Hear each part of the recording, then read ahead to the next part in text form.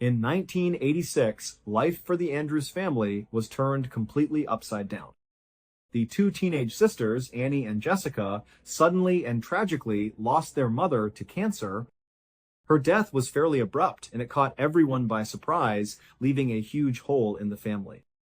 After she was gone, Annie and Jessica lived full-time with their father, Brian.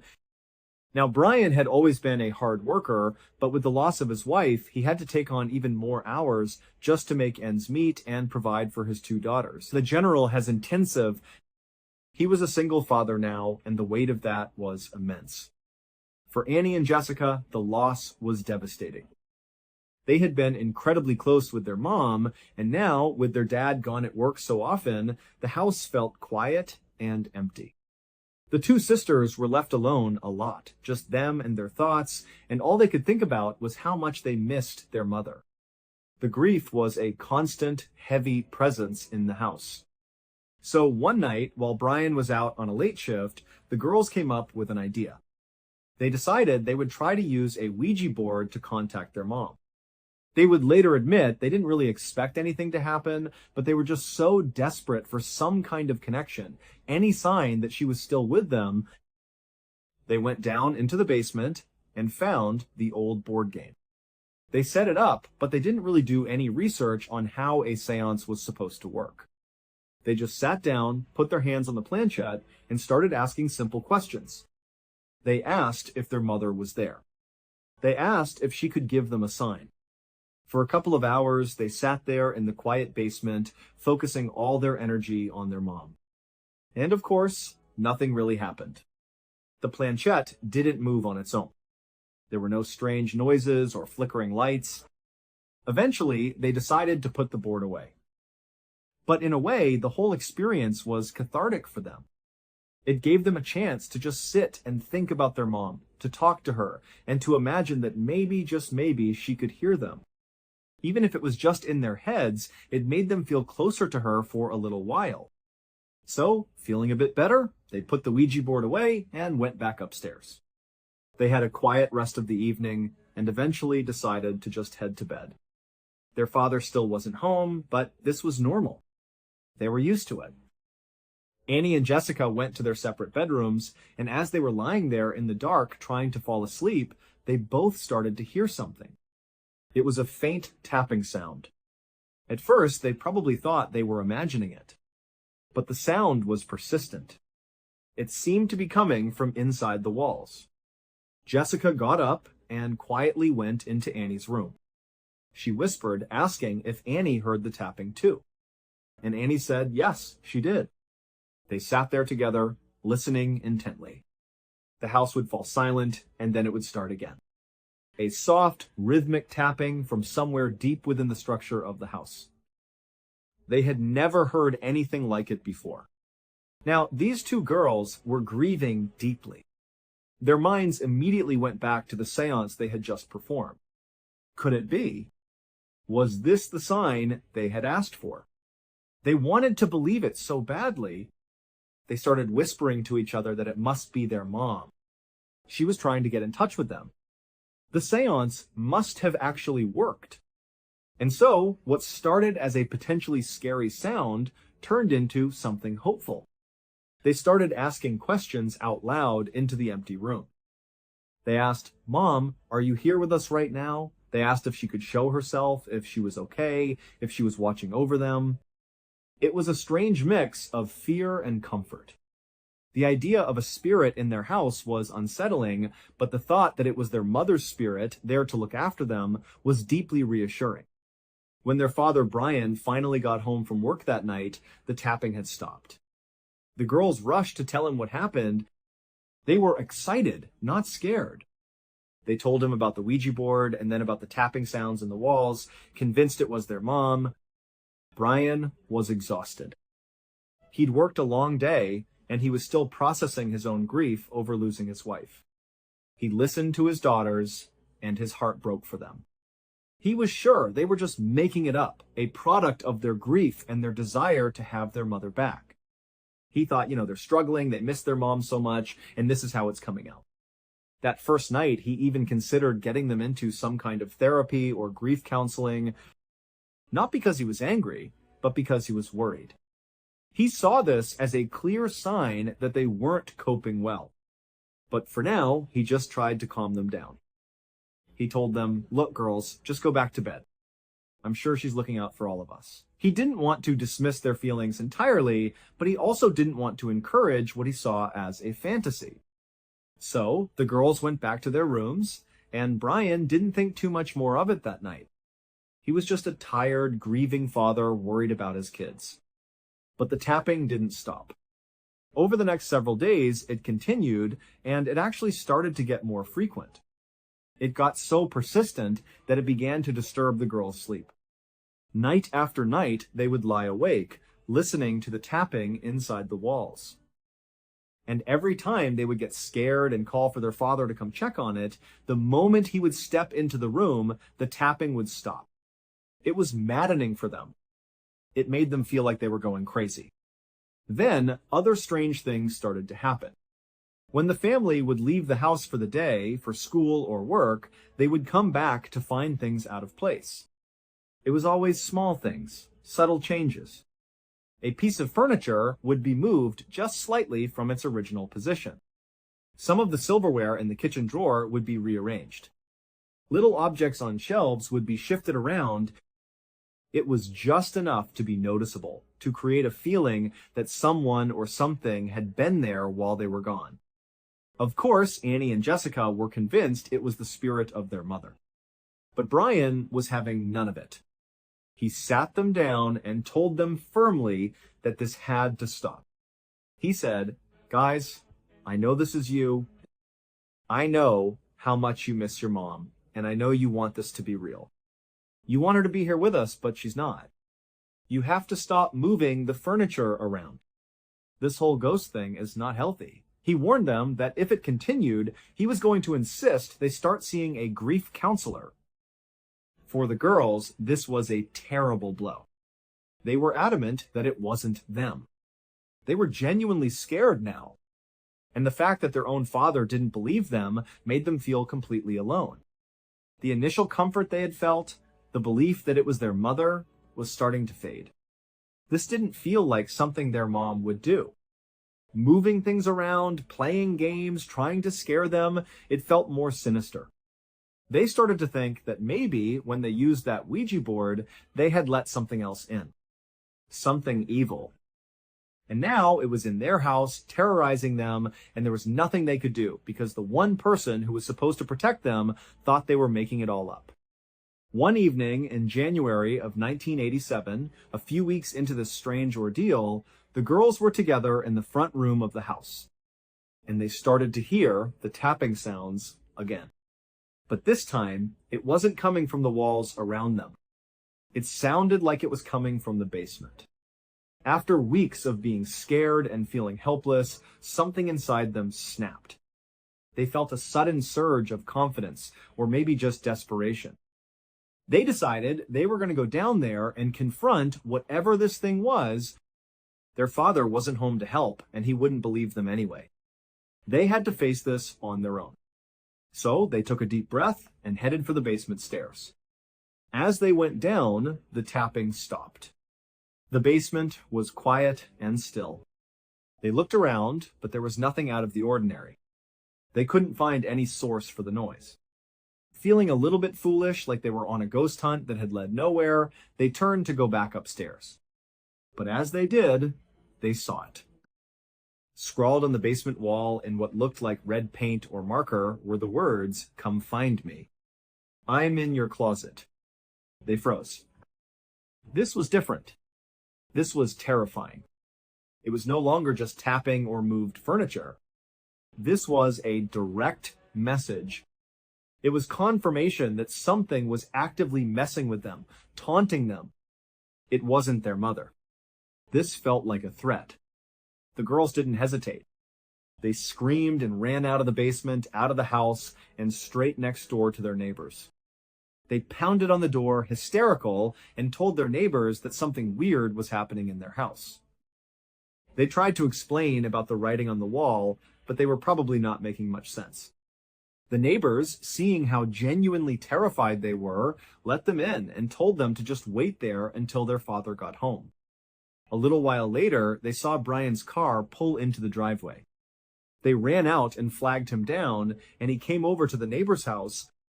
The neighbor pulled Brian aside and explained what had happened, that the girls had come over in a complete panic. Annie and Jessica then told their dad that there was writing on the wall in the basement. Brian's first reaction was frustration. This was just too much. He thought now they're defacing the property to keep this fantasy going. For him, this was the line. It had gone from a coping mechanism to something totally unhealthy. Still, he went over to the house with them to see for himself. He went down into the basement, and there it was, just as they had described. Red writing on the wall. But instead of being scared, he was just angry at his daughters. He immediately ordered them to start grief counseling. This was no longer a suggestion, it was a demand. And so they began seeing a therapist. And for a while, it seemed to work. For several weeks after that incident, the house was completely silent. There was no tapping. Nothing was ever out of place. It was almost like whatever had been haunting them had just given up and left. Then, one night, Brian was working late again and the girls were home alone. They were sitting together in the front room, enjoying the peace and quiet they had finally gotten back. And then, they heard it. The tapping. It was back. They got up and slowly, cautiously made their way through the house, trying to pinpoint where the sound was coming from. It led them to Annie's bedroom.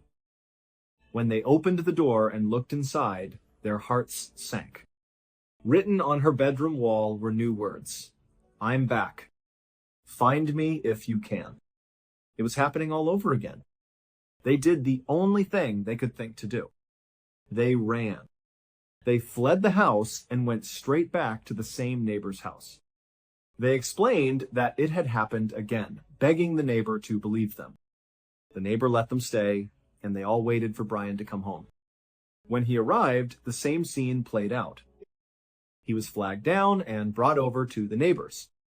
This time, when he heard the story, Brian was furious. He confronted the girls, saying, I put you in counseling. I told you to stop doing this. This is not okay. He was at his wit's end. He then told the girls and the neighbor to stay right where they were. He was going to go into that house himself and search it from top to bottom. He was going to prove to them, once and for all, that there was nothing to be afraid of. So he marched back over to his own house, unlocked the front door, and stepped inside. And he stopped dead in his tracks. The house was in total disarray. It looked like it had been completely ransacked. Furniture was overturned, drawers were pulled out, things were thrown everywhere. And his first thought was, the girls didn't do this. Someone else had been in his house. Suddenly, he was on edge. The anger was gone, replaced by a cold fear. He walked cautiously through the trashed rooms, listening for any sound, but it was silent. He made his way upstairs to Annie's bedroom. He saw the writing on the wall, just as they had described. And then he looked towards the closet, and he saw a man standing there. The man was wearing women's clothes. In fact, they were his dead wife's clothes. He was also wearing a wig and carrying a small hatchet. This figure, this man in a dress, was just standing in the closet, staring at Brian. Brian was completely startled. For a second, he was just frozen. Then, the man in the dress started running.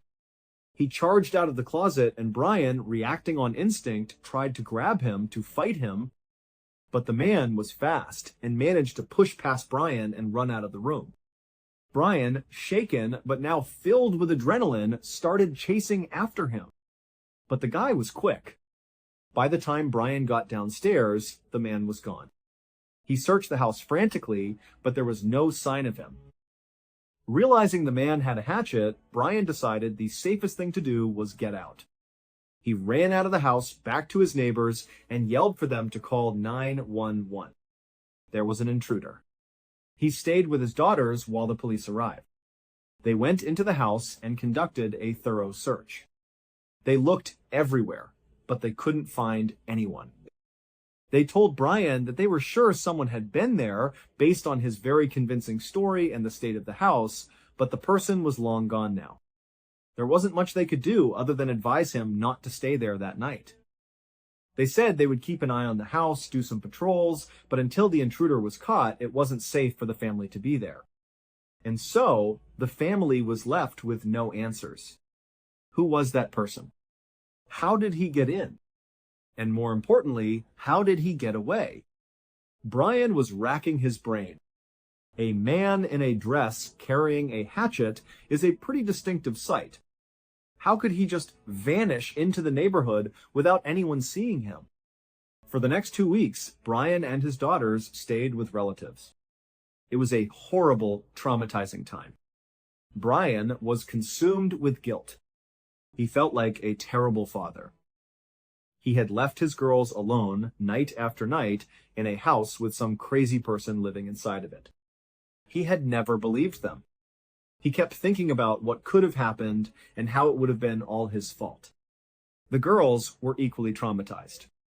They now knew that for weeks they had been interacting with a real, dangerous person who was hiding in their home, a person with an axe. But after 2 weeks, living with relatives in a cramped space was getting difficult. And at this point, they reasoned that whoever that man was, he must be long gone. The police were watching the house. They decided it was time to go home. They would get a new security system, be more careful, but they had to get back to their lives. So, they packed up their things and headed back. As Brian was driving up his own street, he looked at his house, and he noticed something odd. There was a light on in one of the second-floor windows. He thought that was strange. He knew the police were patrolling the neighborhood, but he didn't think they were actually inside his house. As he was looking up at that window, about to pull into his driveway, he saw him. The man in the dress. He walked right past the window, clear as day. Brian slammed on the brakes. He immediately grabbed his daughters, made sure they were safe, and called the police again. This time, he knew the man was still inside. Police were there in seconds. They surrounded the house completely. There was no way anyone was getting out this time. With the house completely surrounded, the police finally made their entry. No one had been inside that house since Brian and the girls had left 2 weeks prior. They had locked it up tight. When the officers opened the front door, they were met with a bizarre and disturbing scene. Not only was all the furniture flipped upside down and moved all over the place again, but there were pennies glued to the ceiling, hundreds of them just stuck up there. And there was red writing everywhere on all the walls in strange, cryptic messages. The police searched the entire house again, top to bottom. But just like before, they didn't find anyone. They were about to conclude that the person had somehow slipped away again, but one of the officers who was searching the basement noticed something.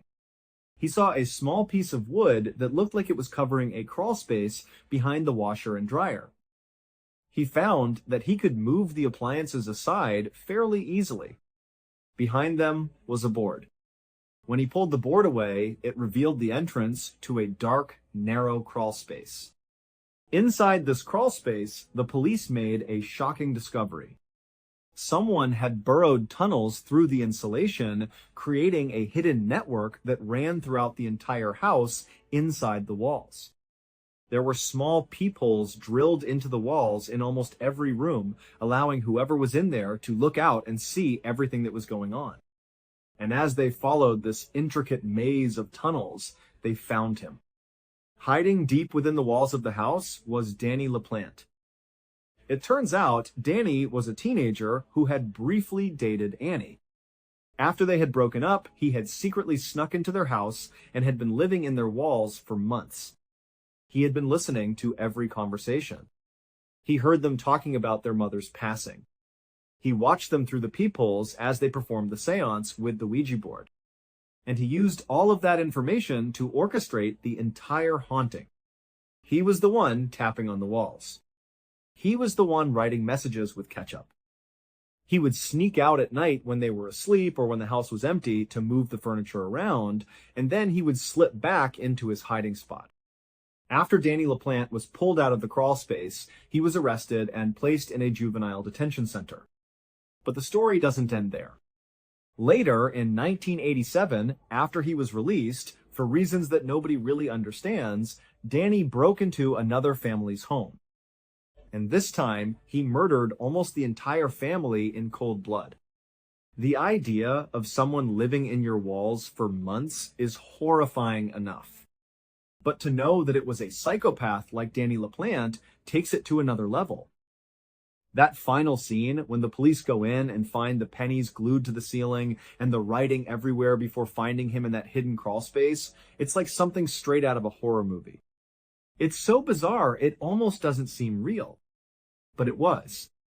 And you just have to think about the trauma that the Andrews family went through. Not just the loss of their mother, but then this terrifying ordeal and the horrifying realization of what could have happened to them. They were living with a future murderer and they never even knew it. It's a kind of deep-seated trauma that you can only hope they were somehow able to recover from. Thank you so much for watching. Let me know what you thought of today's episode in the comments. And remember, we have a whole playlist of true crime episodes ready for you to binge right now. Until next time. See ya. An individual by the name of Luther Charles was seated on the weathered wooden steps of his parents' front porch in St. Louis, Missouri, on a weekday morning in the month of March in the year 1995. Despite the fact that the air was cool and sharp, Luther did not detect it. His full attention was zeroed in on the newspaper that was spread out across his lap. It had been several hours since his parents had left for work, and the sound of their vehicles rolling out of the driveway was a familiar and rhythmic departure that signaled the beginning of yet another day that he would spend at home. Luther was unable to find work. 5 years had passed since he had last had a steady employment. It wasn't because he was a slacker, rather, it was because he had a simple, all-encompassing dream. Luther had a dream of becoming an actress. During the course of a half-decade, he had committed every ounce of his existence to the pursuit of this goal. Rather than only daydreaming about it, he was actively working toward achieving it. Until his own face seemed like it belonged to a stranger, he went to every audition he could find, studied monologues while he was in the shower, and practiced facial expressions in the mirror of the bathroom. On the other hand, the reality was a cruel cycle of hope followed by rejection that kept repeating itself. He would enter a casting room with his pulse hammering, perform his lines with everything he had, and then receive a courteous but forceful, "Thank you, we'll let you know." However, they never did let him know. 5 years of this had left him absolutely bankrupt, and he was still living in the bedroom he had used as a child at his parents' house. He was a grown man who was still dependent on the generosity of his parents. However, the dream itself had not diminished in any way, despite the ongoing series of setbacks. When all else was considered, it had gotten more intense and more urgent. He was aware of what his peers believed. He could hear it in the way his relatives would ask, "So, any luck with that acting thing?" He knew they saw it as a childish fantasy, a pipe dream. They were of the opinion that he ought to be practical, acquire a regular job that required him to work from 9 to 5, and acknowledge that there are certain things that simply aren't meant to be. On the other hand, Luther could not even fathom such a possibility. At that moment, the thought of abandoning up felt like a form of death. Either it was acting, or there was nothing at all. Consequently, he found himself back on this porch each and every morning, performing the same actions for the same reason. As he went through the classified section of the newspaper, he would slowly flip through it, his eyes searching for the words that would change everything: open call or auditions. While he was walking down a column of very small type on this particular morning, his gaze was drawn to something that caught his interest. It was a commercial that did not appear to be proper. The production of the musical was taking place in Ohio, which was several hundred miles away from where it was being used. From the beginning, Luther was only perplexed. There was no need for a theater company in Ohio to advertise for performers in a newspaper in St. Louis when they are located in Indiana. It was very confusing to me. As he read the text in further detail, however, he felt a surge of electricity go through his physique. In the advertisement, it was said that the producers were looking for a very specific type of actor to play a character that was described as being highly different and difficult to play. It was not an error. Rather, the advertisement was a targeted search. Additionally, as Luther read the particular criterion, he experienced a peculiar feeling of assurance that washed over him. There was more to him than merely a wonderful fit for this role. He embodied the ideal candidate. He was thinking that this might be the final solution. It's possible that this will be for him. However, he was well aware that this would not be a simple task. It was a very difficult challenge. To begin, there was the great distance between them. It was that exact night that the audition was scheduled, which meant that he would have to abandon everything, hop into his car, and drive for the entire day in order to have a brief opportunity to perform on a stage in Ohio. This brings us to the second and most significant point, the character themselves. If he wanted to provide a performance that the producers would never forget, he would have to do something drastic in order to properly embrace this part on the big screen. Considering the level of dedication that would be required, the majority of actors would not even contemplate it. Luther, however, was not like other actors. Once he had been informed that he was not good enough for 5 years, he was determined to do everything in order to prove his point. Desperation had been building up for such a long time that it had now reached a point where it had boiled over into a kind of reckless determination. Despite the fact that he was still holding the newspaper tightly in his hand, he got up from the porch and made his way back into the home. He then proceeded to stroll out to his vehicle a few minutes later. Over the course of his lengthy voyage, he was transporting 3 items with him. When he arrived at the theater in Ohio, he was accompanied by a map. In order to give him the bravery he would require, he had a whole bottle of whiskey in his possession. In addition to that, he was armed with a hacksaw to assist him in his role. During that particular evening in Ohio, a producer for the musical was seen sitting in a seat that was facing the front row of an auditorium that was otherwise empty. There were long shadows cast all across the room by the stage lights. She was really worn out. There had been a procession of hopeful actors coming and going for a number of hours, each one attempting to impress her by reading monologues, singing songs, and performing. In spite of the fact that she was aware that there was still a queue of people waiting outside in the corridor, she moaned and rubbed her temples.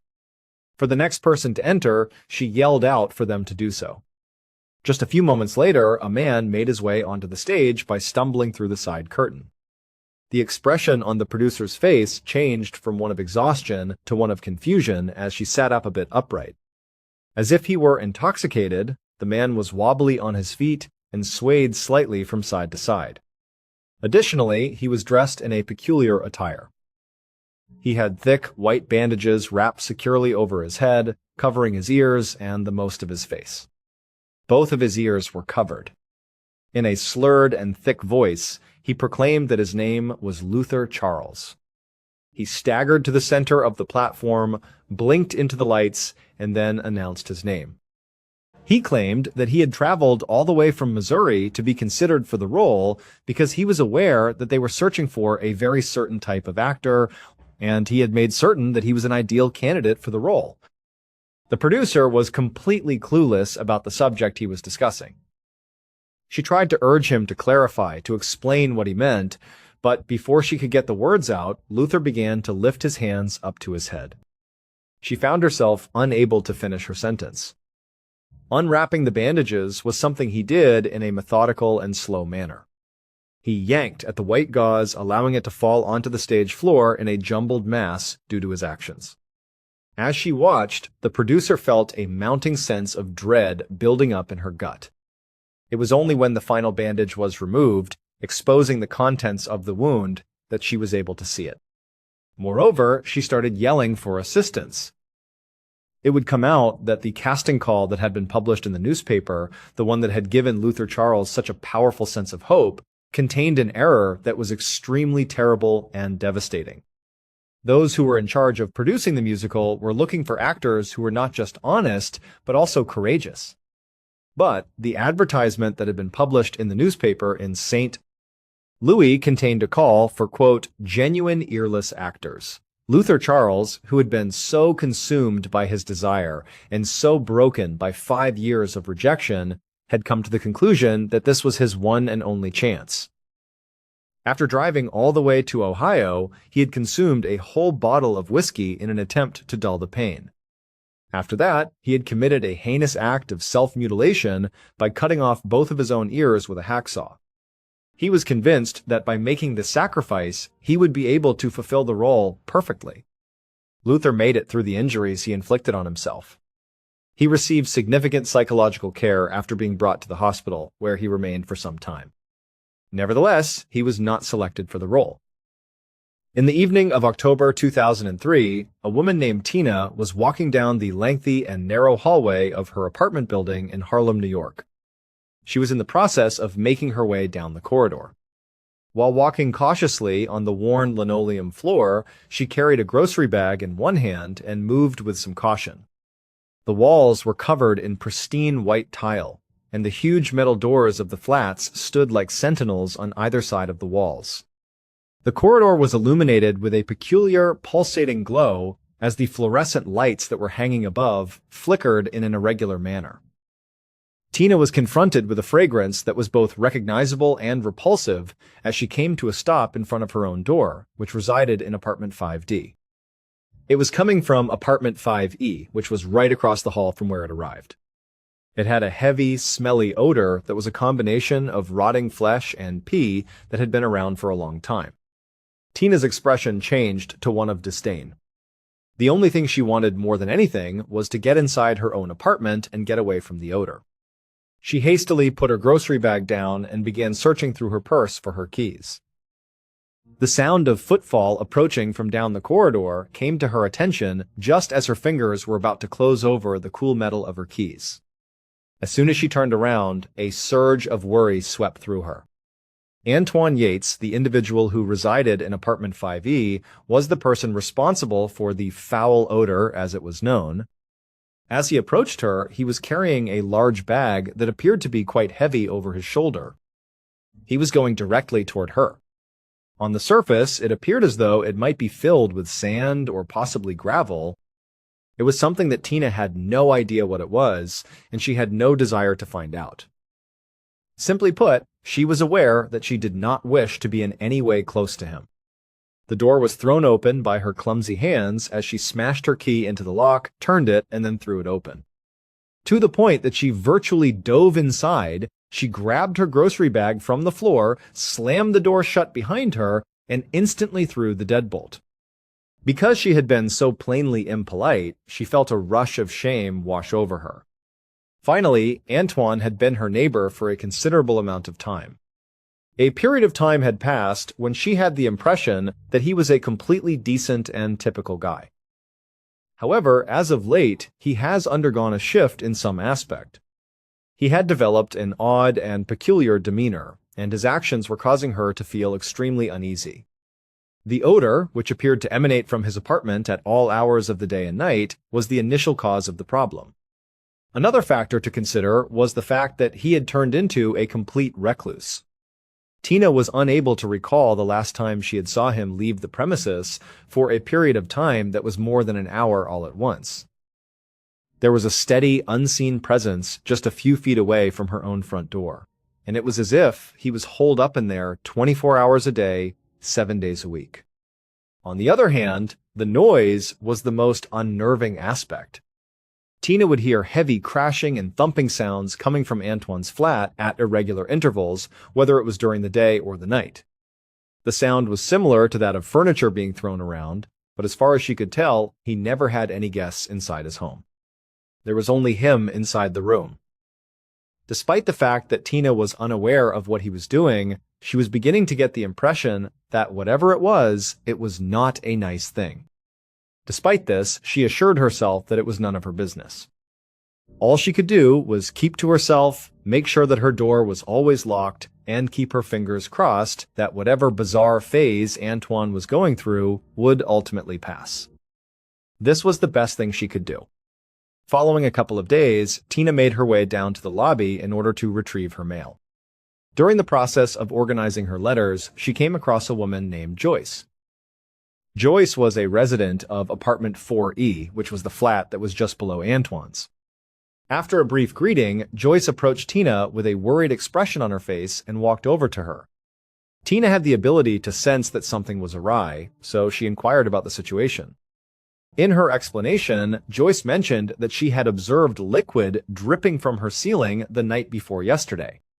Her initial assumption was that it was nothing more than a leaking pipe or even a sink from the apartment above that was overflowing. On the other hand, she discovered that it was not water when she brought a cloth to wipe it up. A powerful and pungent odor emanated from the liquid. A scent of urine was present. Joyce then softened her voice and moved closer to Tina, bringing her closer to her. She stated that the pouring was not the only peculiar thing that occurred.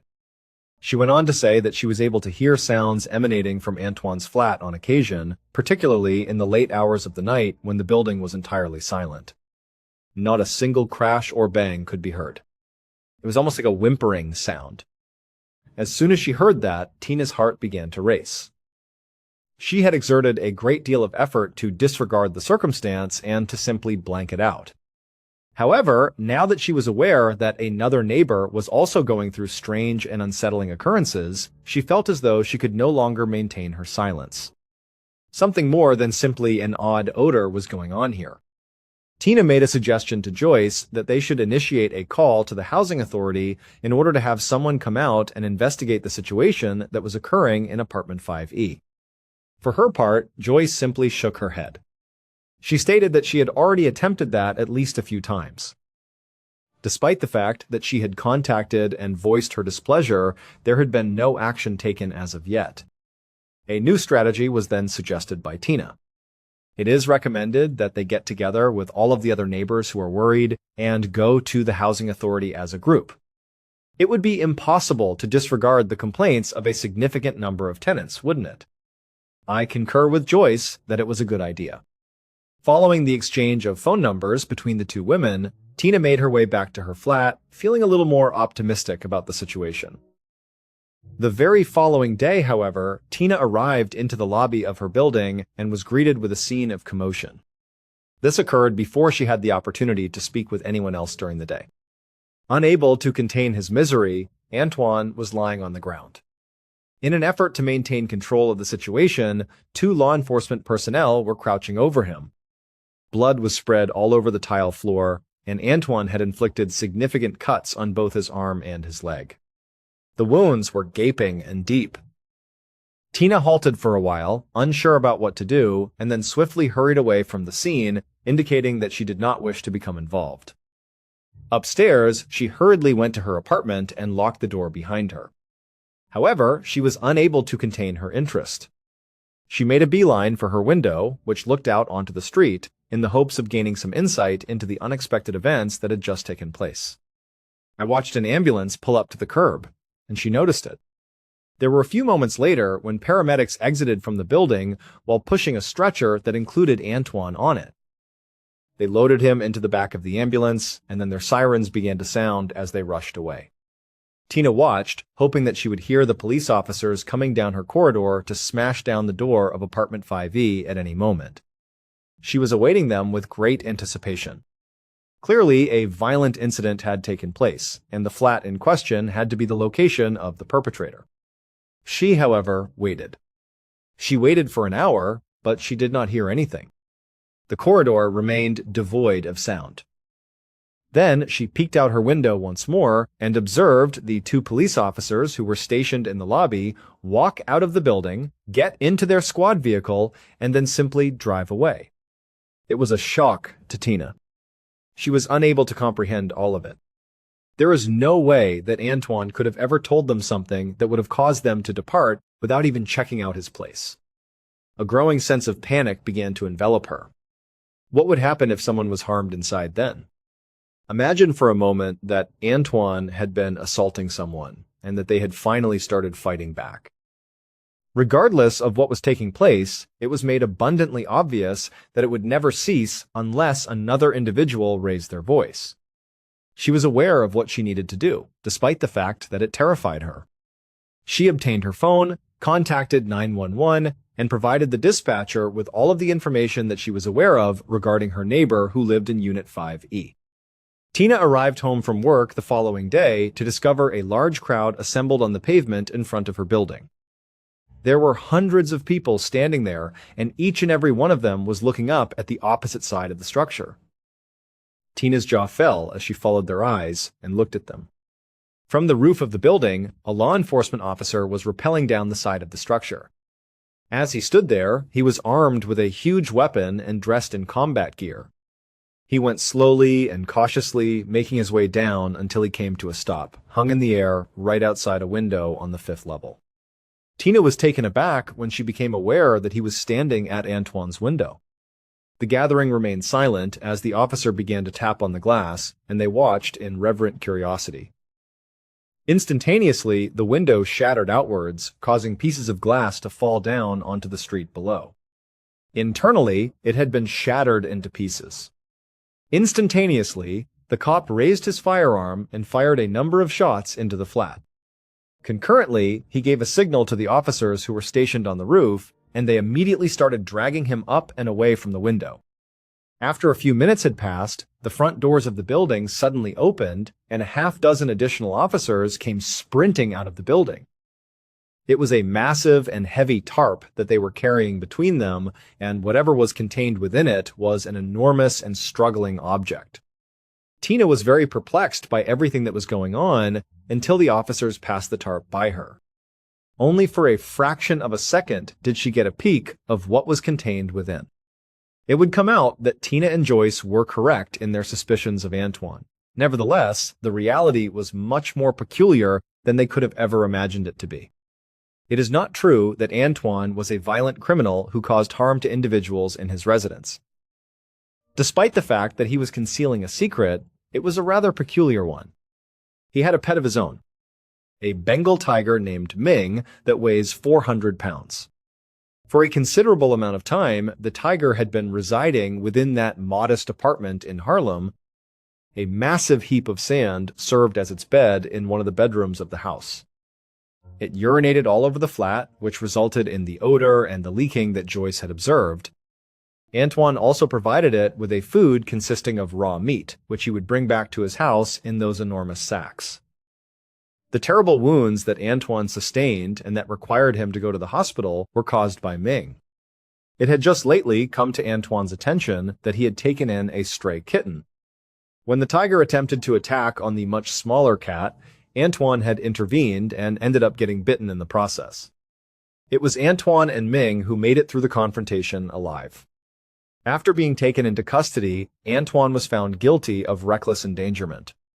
After the officer on the rope had administered a tranquilizer dart to Ming, he was hauled out of the premises and subsequently transported to an animal refuge in Ohio. Ming had been hit with the dart. Furthermore, it is remarkable that the stray kitten managed to survive the attack as well.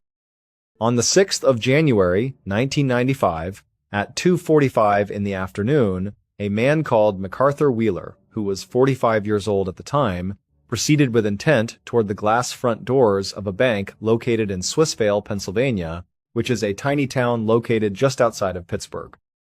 In spite of the fact that the temperature was rather mild, he was dressed in a large blue parka and wore a simple mask that was pulled over his face.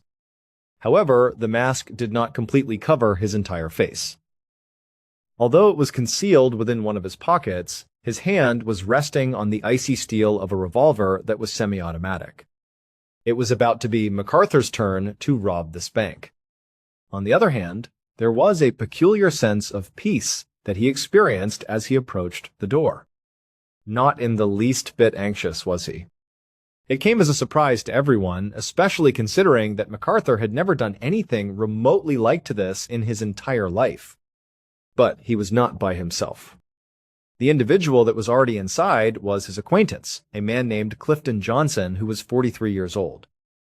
Clifton had participated in a bank robbery in the past, and he was the one who had recruited MacArthur to participate in this scheme. At this very moment, Clifton was waiting in line, acting as if he were just another client. However, in reality, he was acting as MacArthur's sidekick and lookout. In order to carry out this heist, the two men had spent several days carefully arranging every aspect of it. They were familiar with the layout of the bank, had timed the flow of customers, and had practiced each and every move they were going to make. Clifton exuded an air of serenity and self-assurance, in contrast to MacArthur, who had initially been filled with fear at the prospect. MacArthur had been taken through every conceivable scenario that could have gone wrong, and he had devised a backup plan for each and every one of each of those scenarios. The self-assurance that Clifton exuded had already made its way into MacArthur by the time this day arrived. At this point, he was very positive that their strategy was devoid of any possibility of failure and that they were going to be able to get away with it. For this reason, he did not feel anxious. Upon approaching the doors of the bank, he forced them open and proceeded to enter the establishment. Although he had to squint a little bit since his mask hindered his eyesight a little bit, he was able to locate Clifton standing in line very quickly, which was exactly what they had planned. Another boost of self-assurance came to MacArthur when he observed him in that location. Without a hitch, everything was operating. As he strolled past the queue of clients who were waiting, he went straight to the teller window that was open and made eye contact with the young woman who was working behind the counter. The revolver was pulled out of his pocket while he continued to do so. He gently instructed her to pay up all of the money while directing it directly at her to be handed over. The other individuals in the bank let out a collective gasp, which he heard them all say. As soon as they had a glimpse of what was taking place, customers and other personnel were rendered speechless, their eyes widened in terror. After a moment, MacArthur turned around and raised the rifle so that everyone could see it. He assured them that he had no intention of causing harm to anyone. Just to be calm, that was all he asked of them. As soon as he obtained the funds, he would go without a trace. Next, he refocused his attention on the teller. By this point, she had quickly retrieved all of the cash from her drawer and was in the process of holding it out with a hand that was shaking. The bundle of cash was taken by MacArthur, who then placed it into his pocket and put his revolver away somewhere else. He cast a quick glance in the direction of Clifton, who was on his way to the entrance. Both males established eye contact with one another and gave each other a slight nod. The two of them then made a U-turn and fled the bank, disappearing down the street immediately after. Roughly 3 months had passed on. The early morning hours of the 20th of April, 1995, saw MacArthur sound asleep in his apartment located just outside of Pittsburgh. He had been there for quite some time. He and Clifton had taken their booty, which was a little more than $5,000, and had promptly gone their separate ways after the robbery had been completed. The goal was to keep a low profile, stop making touch with one another, and wait for things to calm down. Everything had gone according to plan as far as MacArthur was concerned, and everything had worked out perfectly. Even though 3 months had passed, he was still a free man, and he was enjoying his portion of the money that had been taken. He had never been approached by the police, nor had they ever attempted to question him in any way. There was no danger to him. On the other hand, on this particular night, his restful sleep was disrupted by a loud and persistent beating on his front door. While he was lying in bed, he suddenly became upright as a voice called for him to open his eyes and announced that it was the cops. A surge of genuine panic came over MacArthur for the very first time since the heist had taken place. Nevertheless, he promptly made an effort to settle himself down. The advice he gave himself was to just keep his cool. Even in the event that the police believed he was involved in some manner, there was no way that they could prove anything. Their plan had been flawless all along. A mask and a massive parka that totally covered him had been worn by him at the time. His identity was safely protected. After that, MacArthur got out of bed, strolled to the door, and opened it. He took a deep breath before doing so. In the corridor, there were a number of law enforcement officers standing. The question was posed by MacArthur, who put on his most bewildered appearance and inquired about the situation. When he was notified that he was being arrested for armed robbery, one of the cops informed him of the situation. The officer then displayed a photograph to the public. The image was a still one, and it had been printed from one of the security cameras at the bank. And MacArthur's face was seen in the photograph, as plain as the sun. It was possible to make out every nuance of his appearance, from his eyes to his nose to his mouth. It could not have been anyone else but him. In point of fact, it did not appear in any way that he was wearing a mask throughout the entire photo. Despite his mind's inability to comprehend what he was seeing, MacArthur continued to stare at the photograph. This was not to be expected. His expression was a mixture of amazement and bewilderment as he looked up from the photo to the faces of the cops serving the law. Afterwards, he uttered a remark that would leave the police absolutely perplexed when they heard it. "Just now," he articulated, "but I wore the juice." In the course of the bank heist, it would be discovered that the mask that MacArthur Wheeler was wearing was not a ski mask, a Halloween mask, or any other form of mask in the conventional sense. What can only be characterized as a breathtaking leap of erroneous logic, MacArthur and his accomplice Clifton had come to believe that they had discovered a hidden way to turn invisible. This is something that can only be described as outrageous. The thing that they had done and what they sincerely believed would fully conceal their identity from the surveillance cameras was to put lemon juice all over their faces. As a matter of fact, they were under the notion that the acidic juice would function as a kind of invisibility cloak, rendering their faces hazy or completely invisible to electronic surveillance. Lemon juice does not, contrary to what they believe, possess the ability to render you invisible. Upon reviewing the CCTV footage of the bank, the police were presented with a high-definition, crystal-clear view of MacArthur Wheeler and Clifton Johnson committing the theft of the bank. The fact that there was such abundant evidence meant that it was just a matter of time before they were recognized and taken into custody. The role that Clifton Johnson played in the armed robbery resulted in him receiving a sentence of 5 years in jail. MacArthur Wheeler was given a sentence that was significantly more severe, which was 22.5 years. On the other hand, this odd and almost comical crime did not completely end there. In the end, a professor of social psychology at Cornell University became interested in the story of the lemon juice bandits when it was reported in the media and eventually drew his attention. After reading about the case, the professor was struck by something that had a deep impact on him. A level of stupidity that was almost impossible to grasp was suggested by the fact that MacArthur Wheeler sincerely believed that lemon juice would render him invisible and that he was so certain of this view that he used it as a basis for betting his freedom on it. Even more remarkable, however, was MacArthur's reaction of surprise when he was discovered. The fact that he was confused gave the impression that he was not only incompetent, but that he was also totally oblivious to the fact that he was failing. The professor's interest was piqued by this thought, and he accordingly started conducting research on the topic. This research finally resulted in the development of a well-known psychological theory that is now commonly referred to as the Dunning-Kruger effect. In essence, the effect argues that individuals who have a low capacity to perform a task have a tendency to exaggerate their own abilities. In more straightforward terms, the more terrible a person is at something, the less likely it is that they will acknowledge how incompetent they are at that particular item. At the end of the day, it's true that the more ignorant you are, the more self-assured you become. You are very much appreciated for watching. If you watched today's program, please share your thoughts with me in the comments section. You should also keep in mind that we have a whole playlist of episodes of true crime ready for you to watch in one sitting right now. Up until the next time, what's up? Sometimes the most frightening stories are not the ones about monsters hiding in the dark or shadowy figures in the woods. They are the stories that start in the most ordinary of places. A radio station, a military ship, a county jail. They involve regular people making what seem like small decisions, but those decisions create ripples that spiral into something truly unbelievable and often tragic. Today we're looking at 3 stories where a simple choice, a fun contest, and a routine arrest went horribly wrong.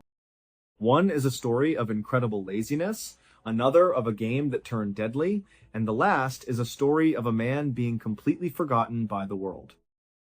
To do this first story justice, it has to be told in the first person. So just know, for this part, I am simply an actor relaying someone else's experience.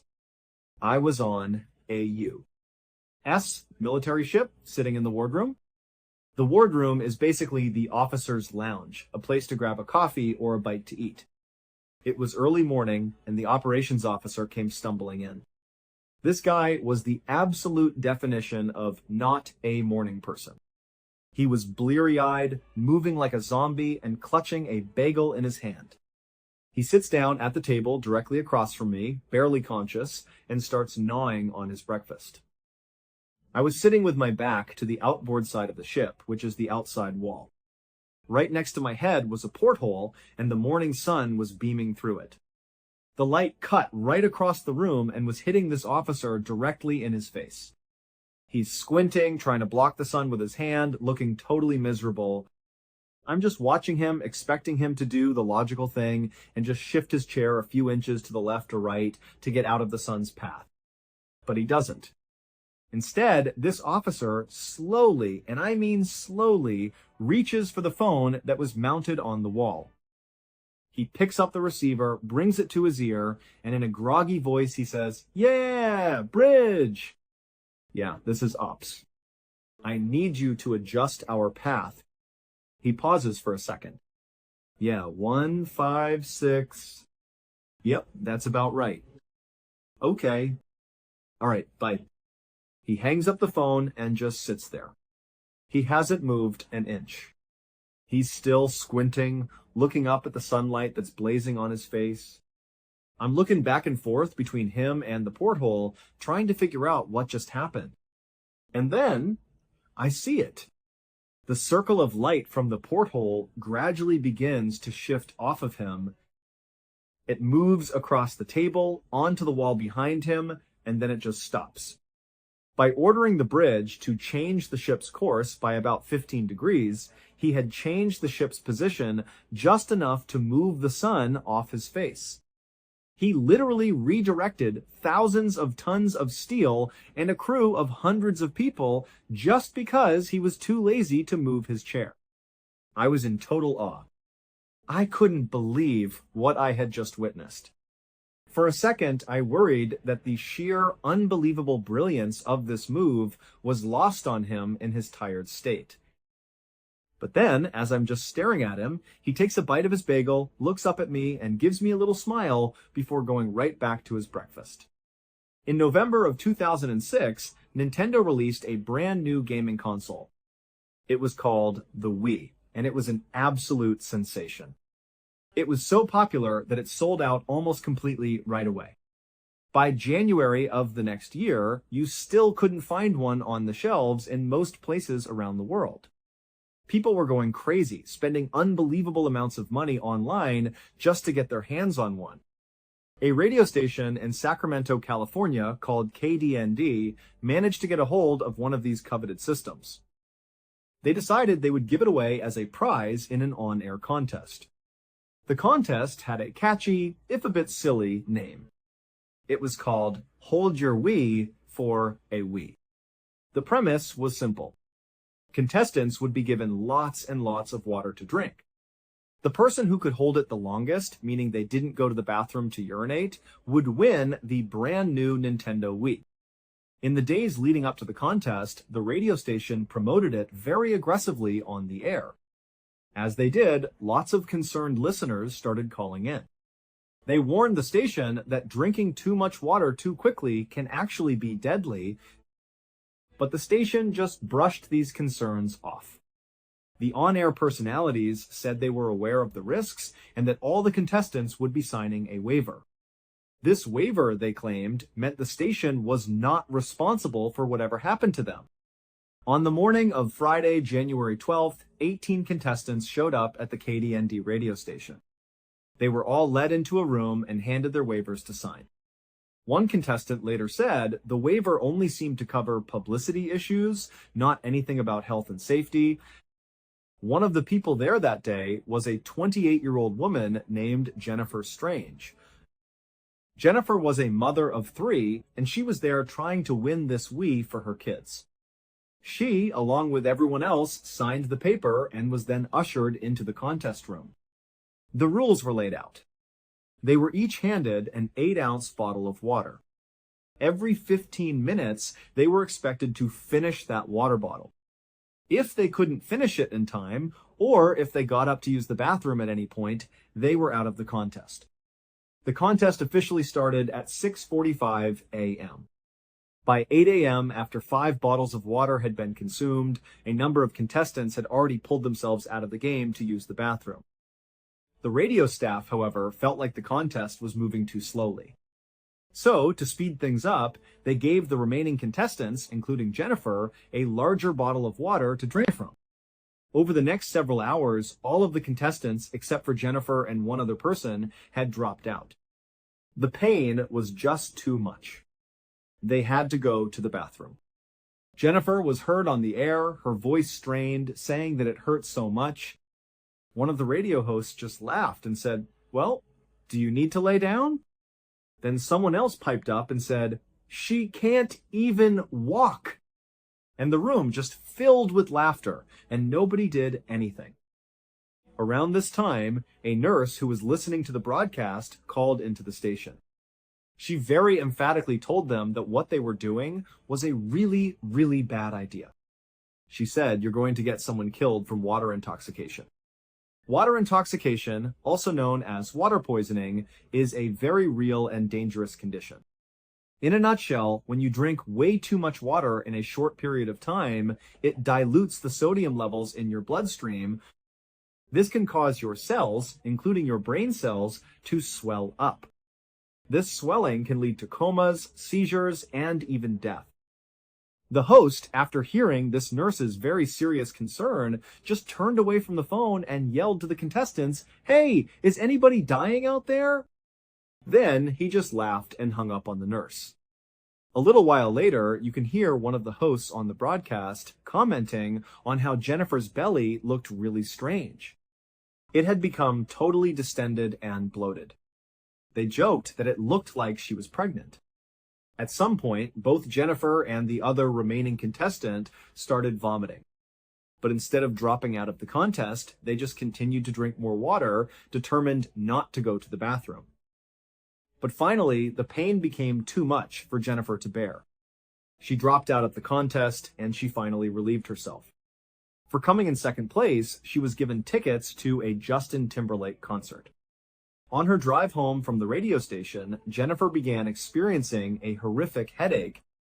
It was so bad that she was just sobbing uncontrollably.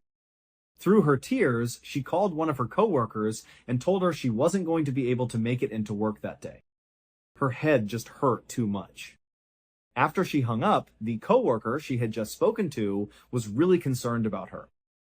She decided to call Jennifer's mother to let her know what was going on. About an hour later, Jennifer's mother headed over to Jennifer's house to check on her. When she got there, she found Jennifer dead in her bathroom. She had died from water poisoning. The station was ultimately sued by Jennifer's family. A jury found the station was negligent, and they were ordered to pay over $16 million in damages. In 2005, a 57-year-old man named Stephen Slevin was physically a healthy man, but mentally he was really struggling. He was depressed and felt like his life didn't have any purpose anymore. So, in August of that year, he decided to just get in his car and go on a road trip. He didn't have a destination. He just felt like if he could get out on the open road and just go somewhere, anywhere, he might start to feel better. On this road trip, he eventually began drinking alcohol. Before long, he was swerving along a New Mexico highway. A police officer saw his erratic driving and pulled him over. Once Stephen failed his sobriety test, the police officer arrested him for a DWI. Stephen was brought to a local detention center. During his booking process, it was discovered that he had a history of mental illness. So the officers, following that county's policy, decided to segregate him from the rest of the general population. In an effort to protect Stephen from himself, they moved him into a padded cell on the first floor. They removed all of his clothing and put him in what's called a suicide smock. It looks kind of like a big, thick blanket that's wrapped around your upper body. It keeps inmates warm and modest, but it also prevents them from being able to ball up their clothes to create a noose they could hurt themselves with. After a few days in this padded cell, Stephen was moved to a better cell. This one had a window, a shower, and a toilet. He was kept there for 2 weeks under strict medical observation. But at the end of those 2 weeks, for reasons that are still not entirely clear, Stephen, this mentally unstable man, was moved into solitary confinement to await his trial for the DWI. Solitary confinement is a type of imprisonment where an inmate is put into a single-person cell and they are kept there nearly around the clock, without any significant human interaction. The psychological effects of solitary confinement are well documented and they are terrifying. Just 15 days in solitary can be enough to cause permanent psychological damage. Stephen's first few weeks in solitary were actually okay. He was allowed to write to his family, and he was able to detox and reflect on his life.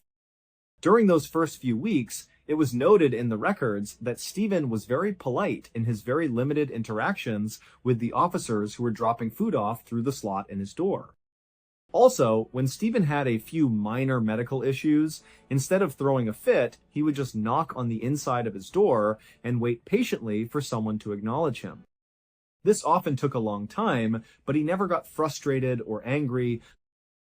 But by January of 2006, so roughly 3 months into his solitary stint, Stephen had not received any updates on when his case was going to go to trial.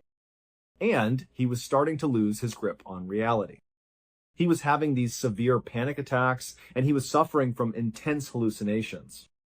He desperately wanted to find out how much longer he was going to be kept in that cell, but nobody would tell him anything. He tried writing letters to his family, asking them for help, or asking them to try to get an update on his case. But when he went to actually write the letters, his hands would shake so severely from the stress and anxiety that he literally could not write. Starting that January, Stephen began spending the bulk of his day huddled in the corner of his cell with his knees tucked up to his chest, just rocking back and forth. He was supposed to be allowed out of his cell a few times a month, but in April of that year, that stopped. He almost never left his cell again. And without ever leaving his cell, Stephen was unable to bathe. His skin began to develop a fungus and started to fall off in patches. His fingernails grew long and curled. His teeth began to rot. Finally, on the 8th of May 2007, after 1 year and 8 months of being in solitary confinement, Stephen was transferred out of his cell to a behavioral institute in Las Vegas, Nevada. After bathing and shaving and getting his hair cut and receiving proper medical treatment, he was back to his normal self within a couple of days. While he was there, he had a chance to speak to a lawyer. The lawyer would later say that during their entire meeting, Stephen just kept asking, "Where have I been?" The lawyer explained to him, "You've been in solitary confinement, awaiting trial. You've been there for almost 2 years." Stephen was shocked. He literally didn't believe him. He actually couldn't remember that huge chunk of his life. It was as if his mind, to protect itself, had completely repressed the trauma. But as the lawyer told him more about it, it began to come back to him in flashes. He begged the lawyer to not let them send him back to that solitary confinement cell. The lawyer said, "Unfortunately, if that's where they decide to keep you, that's where you'll be until you have your trial. And we have no idea when that trial is going to be. But stay strong. It's bound to be soon." Stephen stayed at the Institute for 2 weeks. During that time, he asked constantly about when his trial was going to happen, but nobody knew. And at the end of those 2 weeks, Stephen was abruptly taken from his room, put in a van, driven back to New Mexico, and put right back into his solitary confinement cell. Immediately, Stephen began to deteriorate again.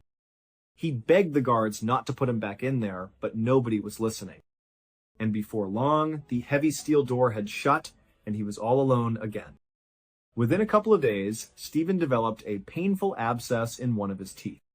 He tried to get medical attention, but he was ignored. So he sat in the corner of his cell, and for 8 straight hours one day, he rocked back and forth and violently twisted and yanked and pulled on that infected tooth until he was able to rip it out of his own head. Almost 2 months later, on the 22nd of June 2007, Stephen's case was finally put before a judge. The judge immediately dismissed all of the charges against him. It's believed the judge had found out about the horrible mistreatment Stephen had endured and took pity on him, but we will never know for sure. 3 days later, Stephen was released from jail and reunited with his family. He had been in solitary confinement for 2 years without so much as a single hearing to tell him what was going on with his case. He had essentially been completely forgotten about. He would go on to sue the county, and he won $15.5 million in damages. However, at the same time he was winning this case, he was diagnosed with terminal lung cancer and given less than a year to live. It is unclear if he is still alive today. 3 completely different stories, but they all show how fragile our own worlds can be. How a moment of extreme laziness, a terrible lapse in judgment during a contest, or a crack in the system that's supposed to protect us can change everything forever. It's a haunting reminder that sometimes the real horror isn't some external force, but the devastating consequences of very human decisions.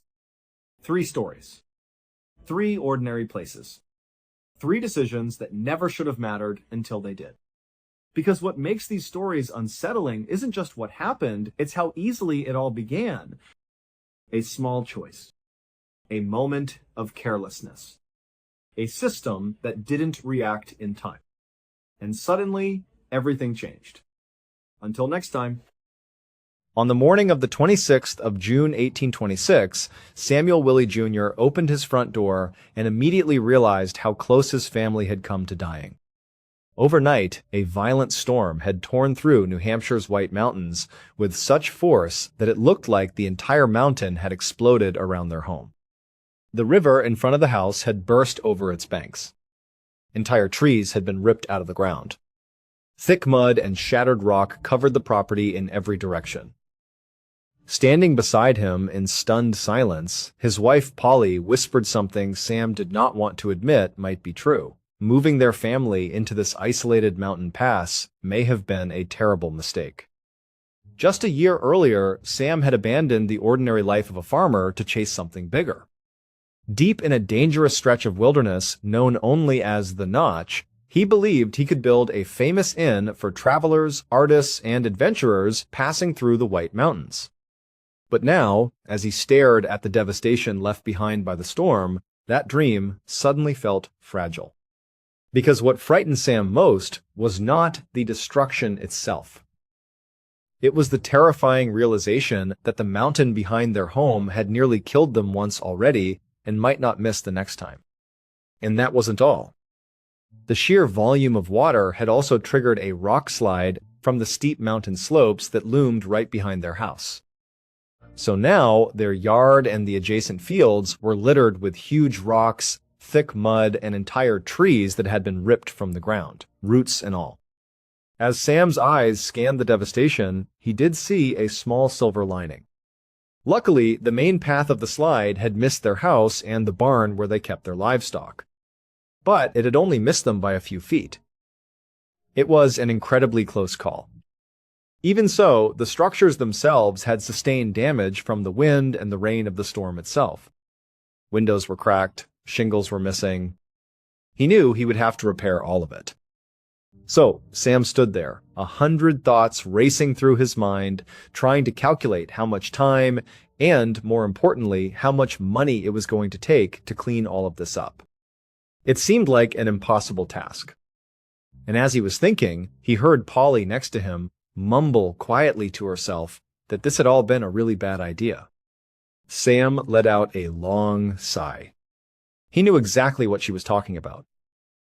She was referring to their decision to move their entire family out here to the Notch in the first place. And at that very moment, staring at the awful destruction that was laid out right in front of him, he had to admit that she was probably right.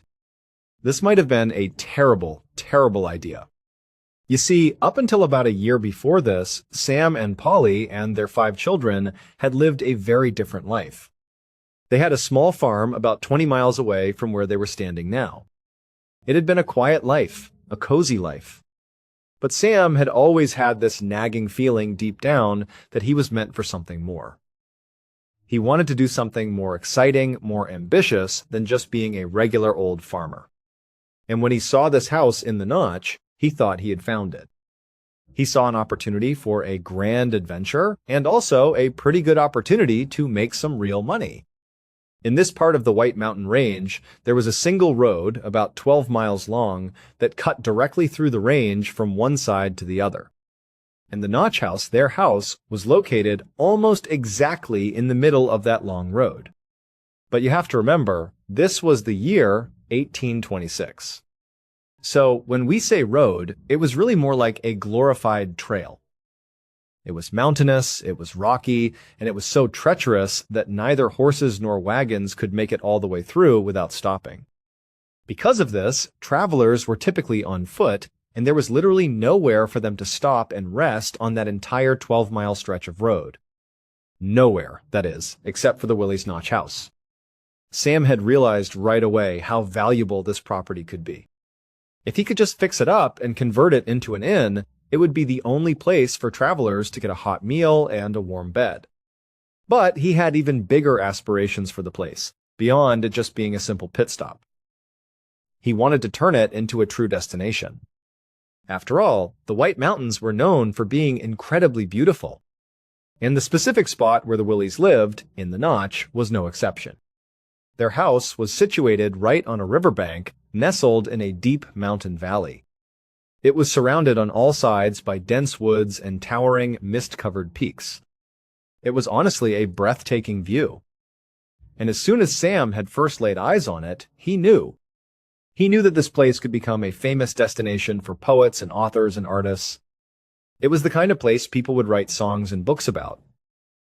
In his mind, it was absolutely perfect. But so far, his dream of making a life out here at the Notch house had been a whole lot of hard work. The house itself was large, but it was really old. And it had been completely abandoned for quite a while before he and his family had moved in. So it was in really bad shape, quite dilapidated.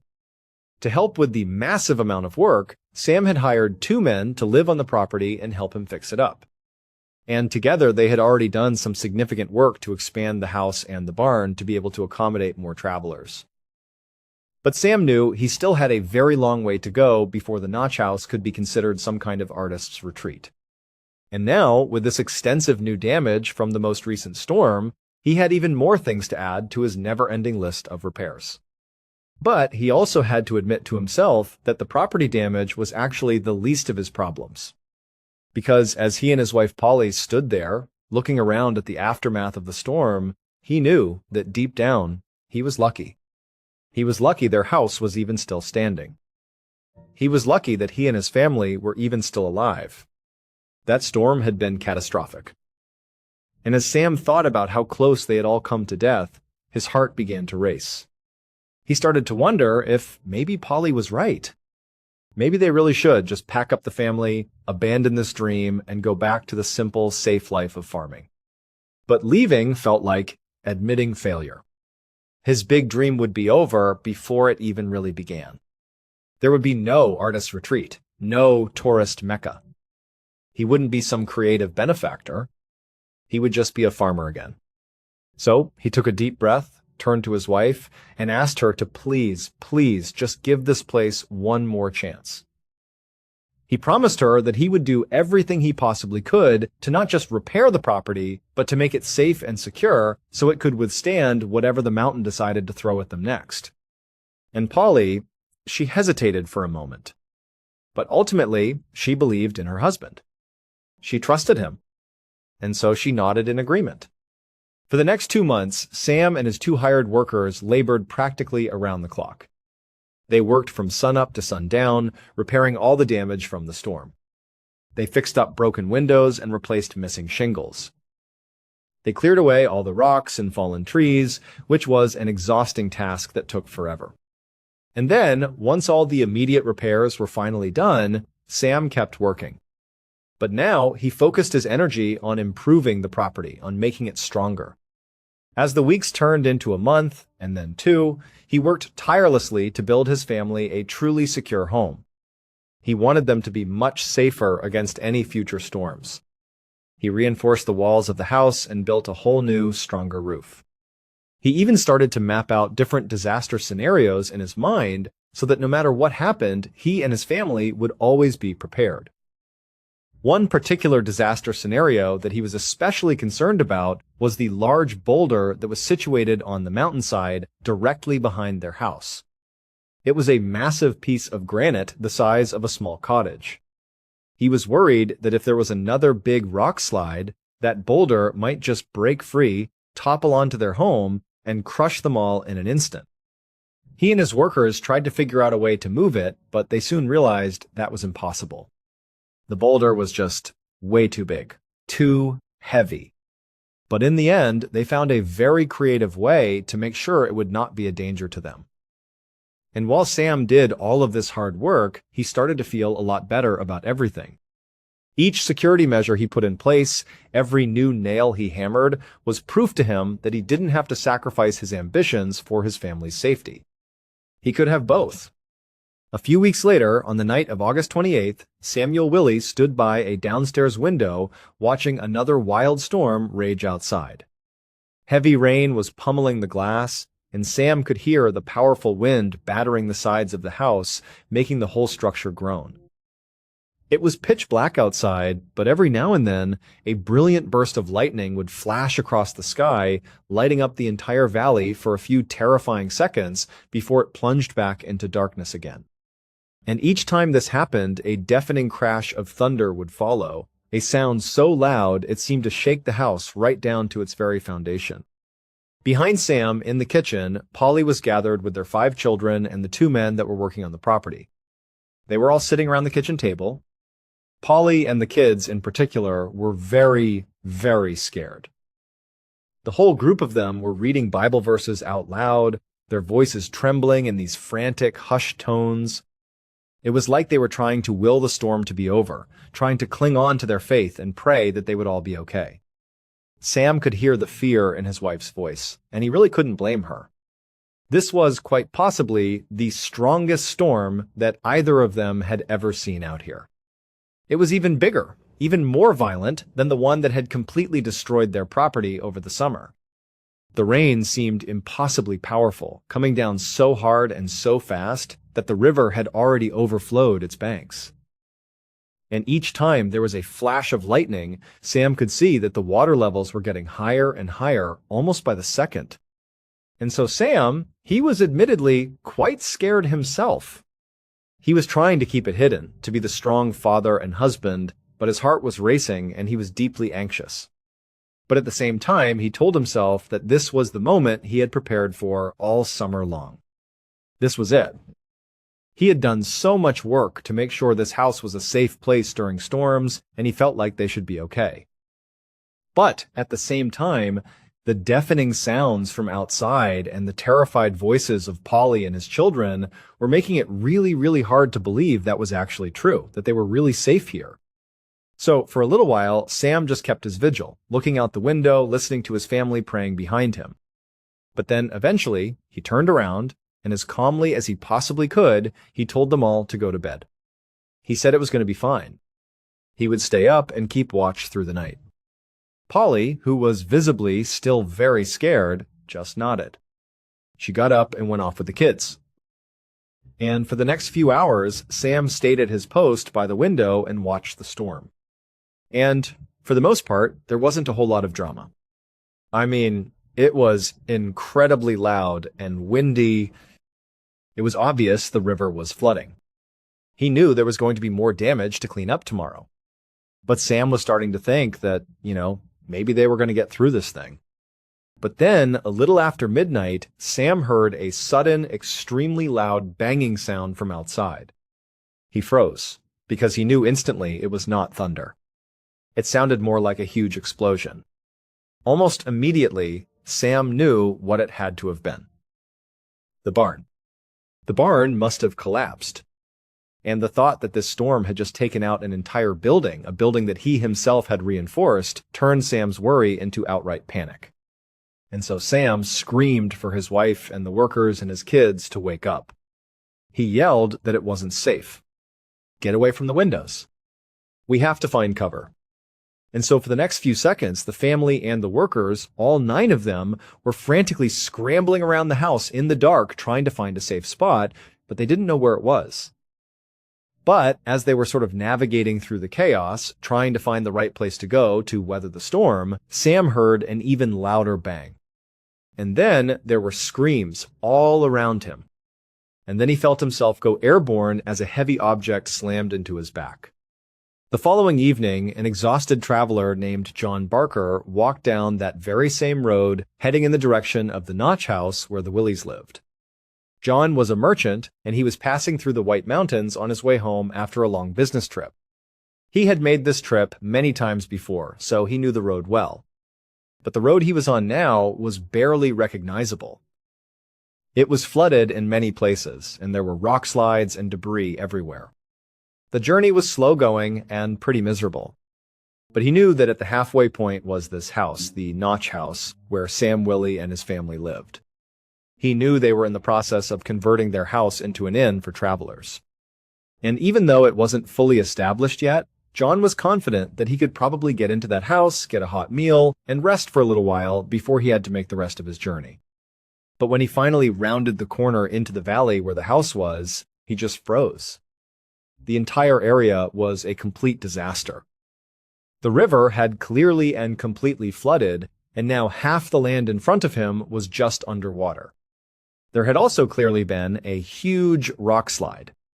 The barn was only half standing, a skeleton of what it once was. And the field in front of the Willies' home was completely buried in tons of rocks and other mountain debris. But the truly astonishing thing was that right in the middle of all this destruction and ruin, the Willies' house was still standing. And as John carefully maneuvered his way closer to it, he realized it was more than just intact. The house was pristine. There wasn't a single thing broken or out of place on it. Not even a single window pane was cracked. Relieved and a little bit amazed by this miracle, John hurried right up to the entrance and knocked loudly. But no one answered. So eventually, he just turned the knob, found the door was unlocked, and opened it. He poked his head in and called out to Sam. But he didn't hear anything. No sound of a reply, and no sound of anyone moving around inside. So John tentatively stepped all the way into the house and just kept calling out to the family as he walked from room to room. But he quickly realized the house was completely empty. It was also a bit of a mess. There were clothes scattered all over the floor, and the beds and sheets had been yanked around and were messy. And on the kitchen table, the family Bible was wide open. John stood there in the middle of the empty home, trying to work out what could have possibly happened here. The mess suggested that, clearly the family had been here somewhat recently, but they must have left in a great hurry. So John guessed that they must have gone down the mountain to wait out the storm somewhere else, maybe at a neighbor's house or at the tavern that was miles away at the end of the road. And since the Willies were not here to give him permission to stay, John needed to figure out what he was going to do. He didn't really like the idea of sleeping in their home without them there, but he really had nowhere else to go. It was almost nighttime, and he could barely manage the ruined road during the daylight, let alone in the dark. So, even though he felt kind of bad about it, he picked a bed and tried to get some rest. But just as he began to drift off to sleep, he heard a deep, guttural moaning sound coming from somewhere outside the house. John immediately shot up, fully awake, and rushed over to a window. But he couldn't see anything. Night came really fast in the White Mountains, and it was now almost completely dark outside. He waited, listening, to see if he would hear anything else, but he didn't. So he decided he must have imagined the sound, and he turned to go back to bed. But as he did, the moaning started again, and this time it was louder, closer. John gasped as a terrible thought occurred to him. He wondered if maybe that sound was one of the Willies.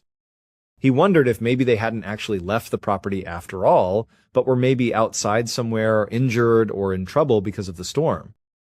So John sprinted outside into the darkness. But again, it was pitch black, and he didn't have any kind of light to help guide his way. And so once he was out there, he just began shouting, calling out to whoever it was, asking if they needed help. And eventually, the horrible moaning sound answered him. But the sound kind of echoed all over the valley, so John couldn't pinpoint exactly where it was coming from, other than it was clearly outside somewhere in the debris.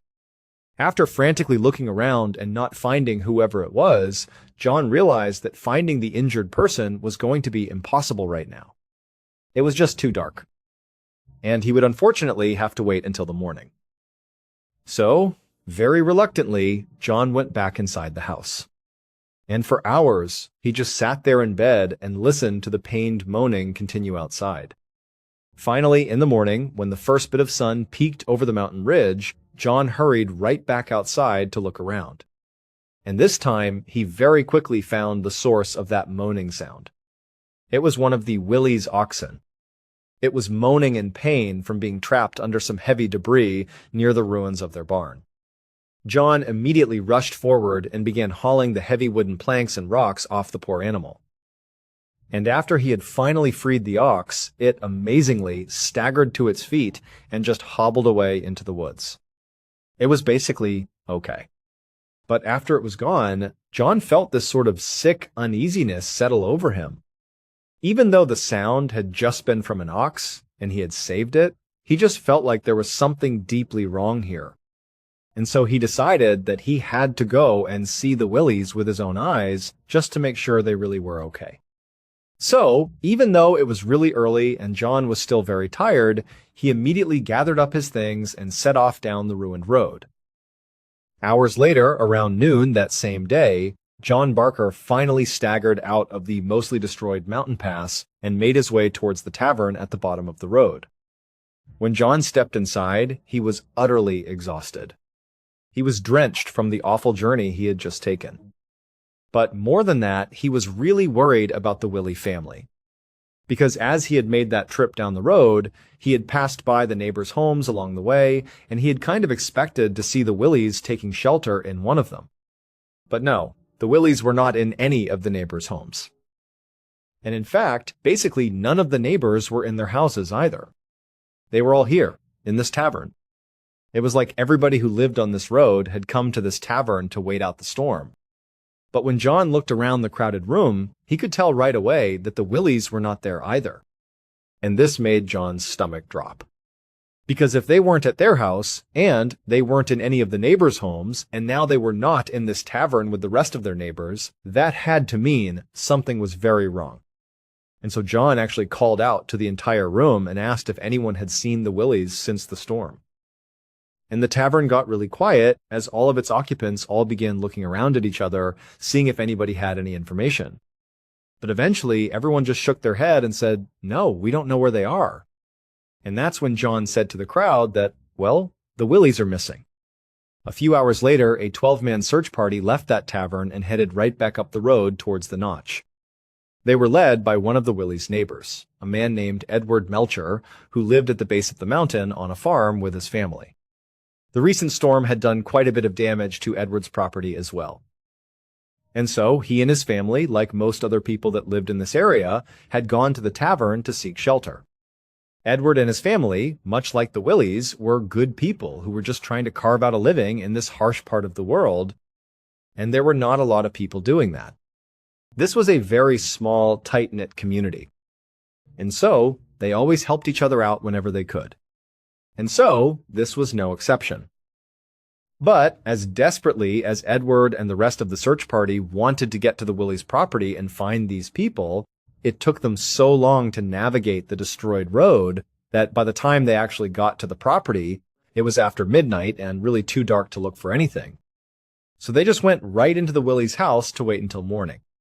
Once he was inside, Edward could see that the home really was just as John Barker had described it. It was sort of a mess inside, but there was absolutely no damage to it from the storm.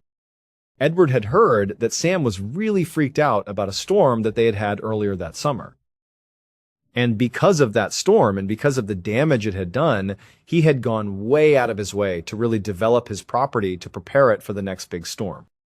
And it seemed like all of his preparations and all the reinforcements on his land had paid off, because here his house was, standing tall and completely unharmed. But that was also kind of confusing.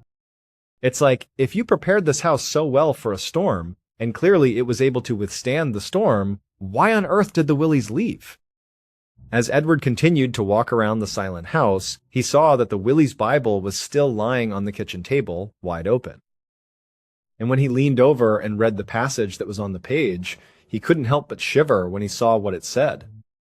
It said, "The Lord also thundered in the heavens, and the highest gave his voice, hailstones and coals of fire." Hours later, when the sun finally began to come up, Edward and the others went outside and began searching the devastated property for any sign of the Willies. And over the next few hours, the original party of 12 grew as more and more people showed up to assist in the search. By this point, word had spread pretty far about the family's disappearance, and so residents from all over the White Mountains had come here to help. And eventually, hundreds of people were combing the mountainside, looking for the Willies, or at least to find a single clue about where they might have gone. At around noon, when still absolutely nothing had been found, Edward decided he would go search closer to the river, since by this point the water levels had gone down some. And when he got to the water's edge, he began to hear this strange, low buzzing sound. And so he followed it. And eventually, he saw something poking out from behind some debris. And when he saw what it was, Edward began to scream for help. The thing that Samuel Willie was most afraid of happening in a large storm was a massive rock slide, especially with that huge boulder positioned right behind his house. But when Sam realized it was going to be impossible to move that boulder or to otherwise shield his family from falling mountain rocks, he came up with what he thought was a pretty creative solution. He built a whole second, smaller shelter, a safe place that he and his family could run to if there was a bad storm. And when that second, more violent storm hit, the one that had caused all this damage and had led to the Willies' disappearance, well, during that storm, Sam had started screaming for his family to take cover, to get away from the windows. He had heard that crashing sound outside that he was convinced was the sound of his barn collapsing, and he was sure his house was next. He was yelling for them all to take cover. Well, the family listened to him. And together, all 9 of them did exactly what he said. They left the main house and they ran towards that second shelter, the one they believed was better protected from a potential rock slide. But unfortunately, this would be a catastrophic, fatal mistake. Because that humongous boulder that sat right behind the house, the one that Sam feared so much, was not actually a safety risk. In many ways, it was a protective barrier. When there was an actual massive rock slide during this horrible storm, all of the rubble, the rocks and trees and mud actually hit the backside of that giant boulder and split into 2 separate streams. The flow of the avalanche was diverted around the boulder, and in doing so, it did not strike the house at all. And so, in essence, this boulder that Sam had been so worried about basically made the Willies' original home the single safest place to be on the entire property. But unfortunately, Sam and his family did not stay there long enough to realize that. They ran out of the main house as a big group, and as soon as they were outside, they ran directly into the path of the rock slide and were all instantly killed. Eventually, the residents of the White Mountains would find the family. The buzzing that Edward had heard was actually a group of flies gathered around a single human hand that was reaching out from underneath the rubble. In the end, because of this immense tragedy, the area became a famous tourist destination, just like the Willies had originally hoped it would. People from all over the country heard about the family and what had happened to them. And before long, artists and authors were coming to the White Mountains in droves to see the site of the tragedy for themselves. And some of them even wrote books and poems about it. And so, in a sort of cruel twist of fate, Sam's dream did come true, just not in the way he ever could have hoped. On one of the last nights in December of 1678, a woman named Marie Bosse sat at a large table at a friend's dinner party in the city of Paris, France. The table was crowded with other party guests, and they were all listening intently to Marie as she told story after story about her life and her career. Marie was a fortune teller, which meant, at least according to her, that she could read people's futures, usually by looking at the lines on their palms or by using special crystals. And Marie was actually quite good at doing this, in the sense that whenever she told someone what their future was going to be, she was typically right. Which was why, out of the more than 400 other fortune tellers in Paris at the time, she had some of the best and most important clients in the whole city. People like members of royalty and the wives of very high-ranking government officials and other very wealthy people from high society.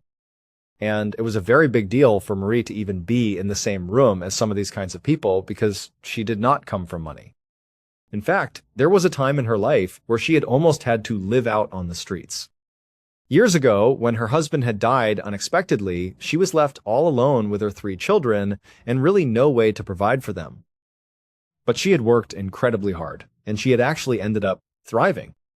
Her kids were all grown up now, and she had turned her fortune-telling talents into a real, profitable business. She had been so successful, in fact, that she was really maybe just 3 new clients away from being able to retire comfortably. And Marie was not the kind of person to just sit back and wait for those clients to magically find her. She was a self-made woman, and she knew it was very important to go out and find those clients herself. And so, that's exactly why she was at this party tonight. It was being hosted by a friend of hers who was also in the fortune-telling scene. And so, many of the guests who were sitting at this table were new potential clients that Marie really hoped to impress. So that's what Marie was trying to do now, to be very impressive. She was telling the other guests all of these incredible tales about working with the rich and the famous. But the problem was, in addition to these fabulous stories she was telling, what was also coming through very clearly to her audience was that Marie was very, very drunk. Marie was a loud and talkative person in general. And that extrovert attitude really helped her get clients, typically. But when she got drunk, she was even more talkative than normal. And sometimes it also made her a little bit inappropriate. Right now, though, she felt like she was on a roll. Her stories were drawing gasps and laughs from the crowd, and the guests were pushing her to tell them more and more. But there was at least one person in the crowd that seemed to be bothered by what Marie was saying. It was the hostess of the party. The hostess kept silently glaring at Marie from the other end of the table. It was like she was trying to silently tell her to shut up. But Marie just figured she knew why the hostess was acting that way. The hostess was also a fortune teller, and so she must just be jealous. Marie was getting all of this attention and all these potential new clients, and this wasn't even her party. She had to be jealous. So Marie ignored the glares and just kept on talking until dinner was finally over. And then after that, the party ended, and Marie staggered off to bed. When Marie woke up the next day, her head was absolutely pounding and her stomach was in knots.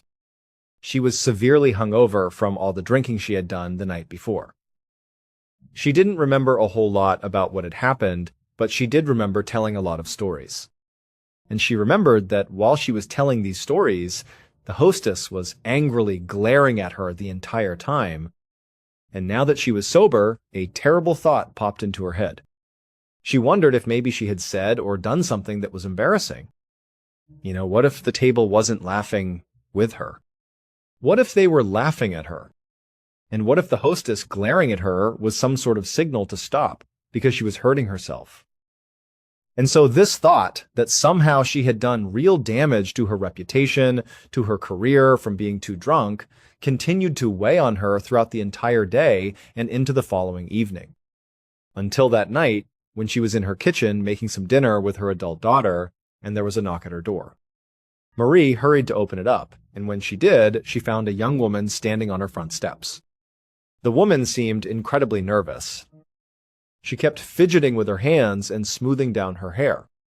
She told Marie that she had gotten her name from someone Marie had met at that dinner party, and she was hoping that Marie could help her. And when she heard this, Marie smiled and exhaled out all the tension that she had been holding on to for the last day. This was a huge relief to Marie. It was proof that the dinner party had not been a total embarrassment after all. Despite the hostess glaring at her the whole time, clearly, here she was, getting a new client. She must have impressed at least this one woman, and maybe there were more like her. The party had been a success. So, very excitedly, she invited the young woman inside and led her to the specific area of her home where Marie conducted her business and read people's fortunes. This room had lots of strange objects placed all around it, like jars filled with mysterious liquids, and crystals, and bottles of potions, and decks of cards, all designed to make the area feel mystical and authentic. The two of them eventually sat down at Marie's small table in the middle of this room. And once they were sitting, the woman told Marie that she did want her fortune told. She said she had a terribly abusive husband, and she wanted to know how much longer she would have to put up with his cruelty. This didn't surprise Marie at all. She had seen a lot of nervous, frail women just like this one, women who were completely trapped in their marriages. In France at this time, divorce wasn't even legal, which meant you were stuck with your partner for life, even if they were abusive. And so a lot of these women who were in this terrible position turned to Marie, desperate to be told what the rest of their lives looked like, and if their lives would continue to be so terrible and hard because of their partner. Marie knew that really, what these women were looking for was some sense of control. They hoped that if they just knew what their future looked like, even if it was bad, they could somehow do something to change it. And so Marie, she reached out and she gently grabbed this woman's hand. She turned it over and she began to study her palm. Marie was trying to get a sense of what the future held for this woman by reading the lines on her hand. And pretty soon, Marie got this feeling in her gut. She felt sure that this woman actually was going to be okay. And so Marie told the woman that her husband's abuse would end very soon. Then she gave her some tips on what to do in the meantime. The woman was visibly relieved and thanked Marie profusely. And then when she was gone, Marie smiled. Not just because she had helped this woman, but also because after this job, Marie would only need 2 more clients before she had enough money to finally retire. A few days later, on January 4th, Marie woke up to somebody banging on her door. She figured it must be a very desperate new client, so she rolled out of bed and started walking to go answer it. But before she could get there, the door flew open and the Parisian police poured inside. Marie staggered back and just stared at them in complete and total shock. She had no idea what they were doing there. But they immediately just grabbed her and told her she was under arrest. Marie screamed in protest and said there had to be some kind of mistake here. She hadn't done anything wrong. And when they didn't listen to her, she got furious and demanded to be released. She told them that she was Marie Boss, and that she had friends in high places, like in Parliament and in noble circles. She said they could all vouch for her, that she was an honest person who just worked hard and was good for her clients and good for the city. But as she was ranting and raving, one of the officers stepped in front of her. And without reacting at all to what she was saying, he just showed her an object that Marie instantly recognized as having come from her fortune-telling room. And at the sight of this object, her heart sank, and she stopped struggling. Because Marie knew that she was now in very, very big trouble. And if she was in trouble, then so were many, many other people in Paris. After Marie was arrested, she was brought to a prison in Paris called the Bastille, where she was interrogated by torture. And since Marie was already a talker by nature, she quickly told the police everything they wanted to know. And after Marie did that, all hell broke loose. Hordes of police officers fanned out through the entire city, charging into homes and businesses all around Paris, arresting civilians, business owners, and housewives. Then they flooded the hall of the city's government and demanded that high-ranking officials in Parliament surrender their wives to the authorities, throwing the entire Parisian government into absolute chaos. And even after all of that, the authorities still weren't finished. They left the city and began forcing members of the French nobility out of their castles to go and face charges in the city. Months turned into years, and the arrests continued to pile up, and each one was more shocking than the last. Until the investigation led authorities to the actual royal palace in Paris and to the king's own favorite mistress. By the time the police finally finished their investigation, hundreds of people all across France, ranging from commoners to literal royalty, were either facing serious charges or were sitting in jail cells. And screams filled the halls of these prisons as the arrested were tortured for whatever information they might have. Scores of people fled the country in terror. And then eventually, all around Paris, these enormous pyres were built in the public squares. And one by one, dozens and dozens of people were led out to these pyres, strapped to the poles in the middle of them, and then burned to death in front of thousands of Parisian spectators. And it was all because of Marie. So, Marie Bosse was not just a fortune teller. She made her real money by making and selling poison. And it would turn out that she was not the only one. In fact, at the time, you could say that Paris basically ran on poison. Since the late 1660s, according to one estimate, around half of the people who lived in that city, from housewives to literal royalty, had either poisoned someone or had been poisoned by someone else. It had become absurdly common for people, especially rich people, to buy poison from Marie and the network of 400 or so other poisoners around the city and use it to quietly commit murder so that the victims' deaths looked natural. But poison was not just used to kill people. It was sort of used as a solution for many kinds of problems. Like people who wanted their romantic interests to be easier to seduce, well, they'd buy poison and use it on them. Or people that had abusive or unappealing partners, they would use poison to make them sick and bedridden because remember, they couldn't get divorced. So, if you were stuck with somebody and you didn't like them, well, you could just poison them. It was also alleged that King Louis XIV himself was being poisoned in non-fatal doses by his mistress, who wanted to make him easier to manipulate. Poison was even used for pure entertainment. One duo of poisoners baked deadly substances into cakes and then handed them out to unsuspecting patients at a local hospital just to see what would happen.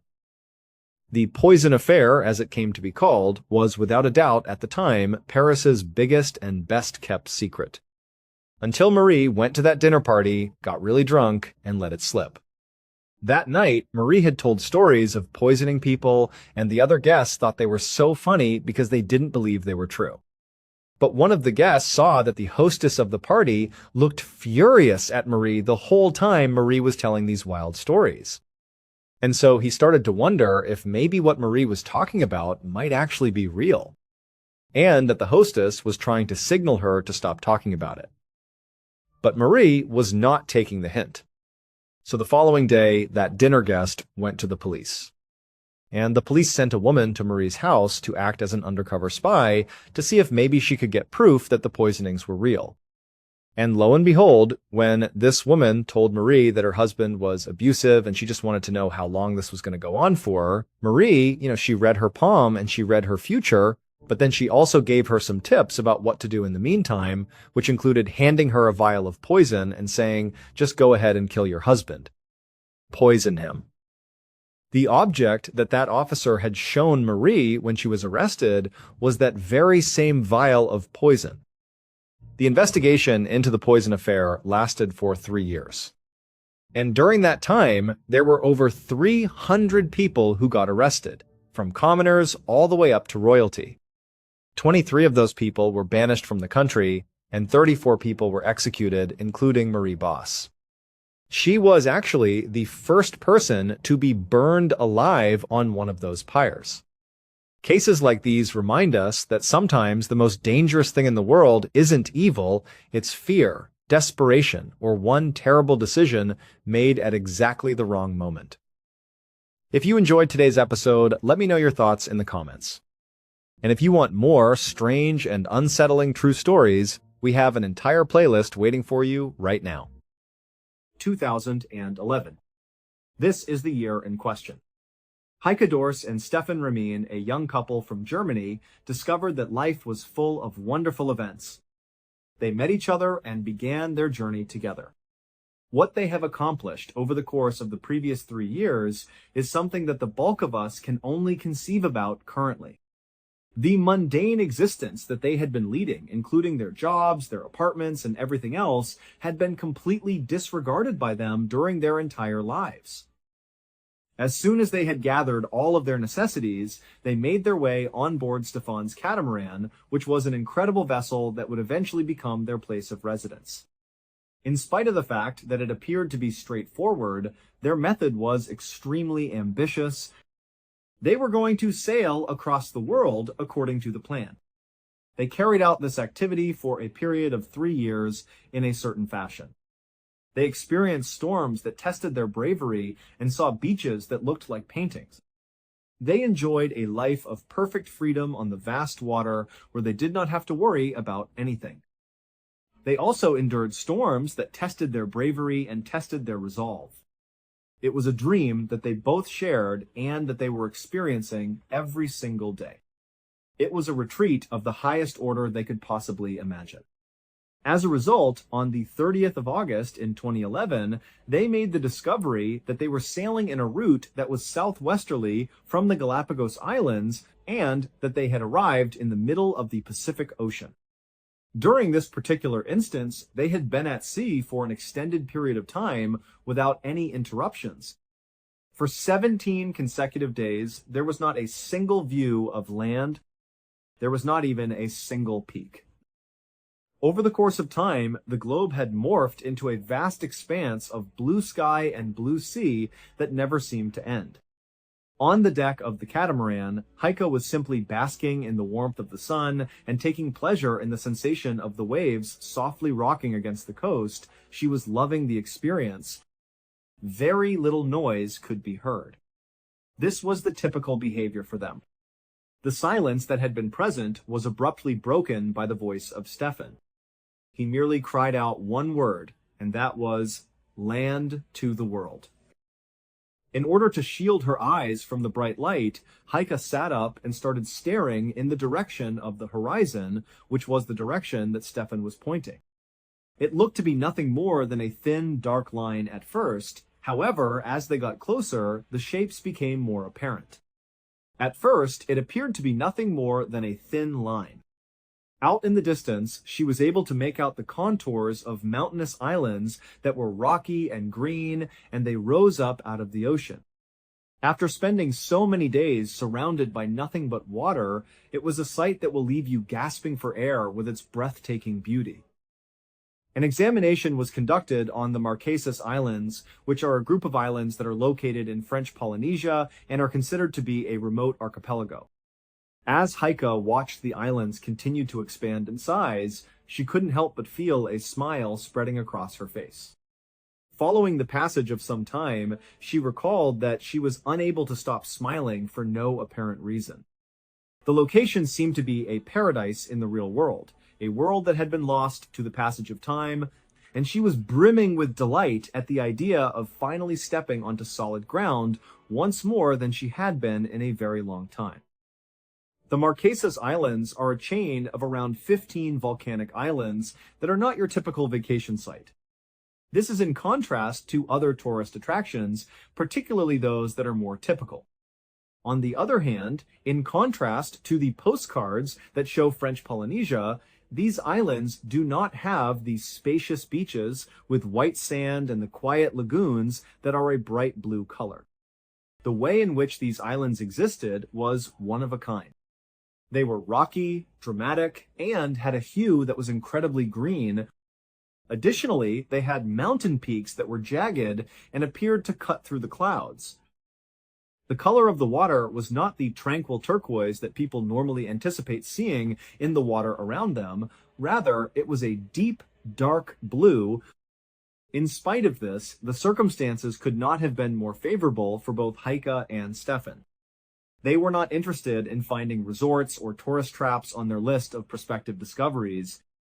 Over the course of their journey, they had set sail across the globe in quest of genuine experiences with the objective of building genuine ties with ethnic groups from all over the world. In addition, it was discovered that the Marquesas Islands were the perfect place to carry out the activity in issue. The presence of a significant number of people hailing from other nations was something that they were not comfortable with. Because tourists were so uncommon in the region, Heike and Stefan were welcomed with open arms and genuine curiosity when they arrived. This was due to the uncommon occurrence of travelers in the area. They were quickly accepted by the community, and they were welcomed with open arms. This took very little time. They were fortunate enough to earn invites to cookouts on the beach, where they entertained local families with their tales and shared meals with them. People who resided on the island taught Stefan how to spearfish in the traditional fashion, and he took to the activity with an enthusiasm that was infectious. Stefan's enthusiasm was contagious. On a certain occasion, they were extended an invitation to participate in a lavish dinner by a family that lived in the area. They had been treated as if they were their own children, and they were surrounded by the happiness of children and the sensitivity of a family that had shown them affection. During their time together, Heike and Stefan were seated on the floor and enjoying a delectable dish that they had never tried before. Exactly what they had been hoping for all along was to have that happen. They went through the Marquesas for a total of 6 wonderful weeks, during which time they visited a series of breathtaking islands before making their way back to the mainland. They were knowledgeable about the culture of the region, they made new friends, and they felt as though they had found a place that they could call their second home. On the other hand, as their time in French Polynesia was drawing to a close, they became conscious of the fact that there was still one island in the chain of 15 that they had not yet visited. The island in question was simply referred to by its name, Nuku Hiva. They were unable to leave without having the chance to experience it because it was regarded for being the largest and most dramatic of all the Marquesas, and they were unable to go without having those opportunities. The day before they were scheduled to leave the islands for good, they made the decision to make one last stop before beginning their journey. This decision was reached on the day before they were planned to leave. They had just started sail on their catamaran in the direction of Nuku Hiva when they came to a tranquil location where they could drop anchor. As they looked in the direction of the shore, they became aware of a peculiar silence that seemed to envelop the entire area. There were no other boats to be located in the bay at any time and place. Unfortunately, there was not a single fisherman who could be found casting their nets. On the beach, there were no people playing in the sand, and there were also no children running around and having fun. It was completely devoid of everything. The place was completely devoid of any people, and the atmosphere was almost spooky. This specific island was devoid of any silence, which was a striking contrast to the lively and friendly atmosphere that prevailed on the other islands that they had visited. I had the impression that they had arrived in a region that had been abandoned for quite some time. Their inherent inquisitiveness ultimately triumphed and triumphed. They hauled their tiny dinghy to the coast and brought it up onto the beach where they were standing. They were standing on the beach. After passing over the sand dunes, they came upon a short route that would eventually take them into the dense, verdant forest. By virtue of the fact that they were explorers, they were incapable of putting up any resistance.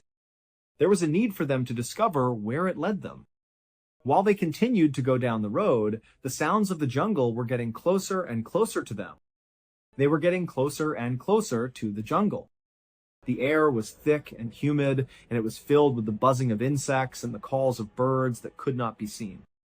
The air was filled with the sounds of birds. After continuing to travel down the narrow track for almost 15 minutes, the path gradually opened up into a small clearing. In the middle of the clearing, there was a people's hamlet that gave off the impression of being slightly unusual. In order to put together a small collection of abandoned shacks that were arranged in a collection, wood and corrugated metal were utilized all throughout the process. On the other hand, I had a difficult time discerning whether or not there was actually anyone living there. There was a feeling of desolation in the air, as if the people who lived there had only left a few years ago due to the fact that they had abandoned their homes. Nothing that could be considered proof of life could be found. There was no smoke emanating from any of the shacks, there were no noises, and there was nada. The two individuals, Heike and Stefan, stood there for a brief amount of time, taking in their surroundings and feeling as though they were intruding on a site that had been forgotten. And then they turned their attention to him. Further along the path, beyond the collection of shacks that were dispersed along the path, there was a man who was standing in the middle of the road. The fact that he was a very large and well-built guy was not reflected in the fact that he was not wearing a shirt.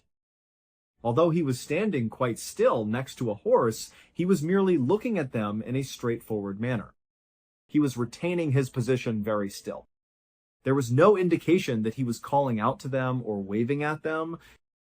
No smile can be seen on his face.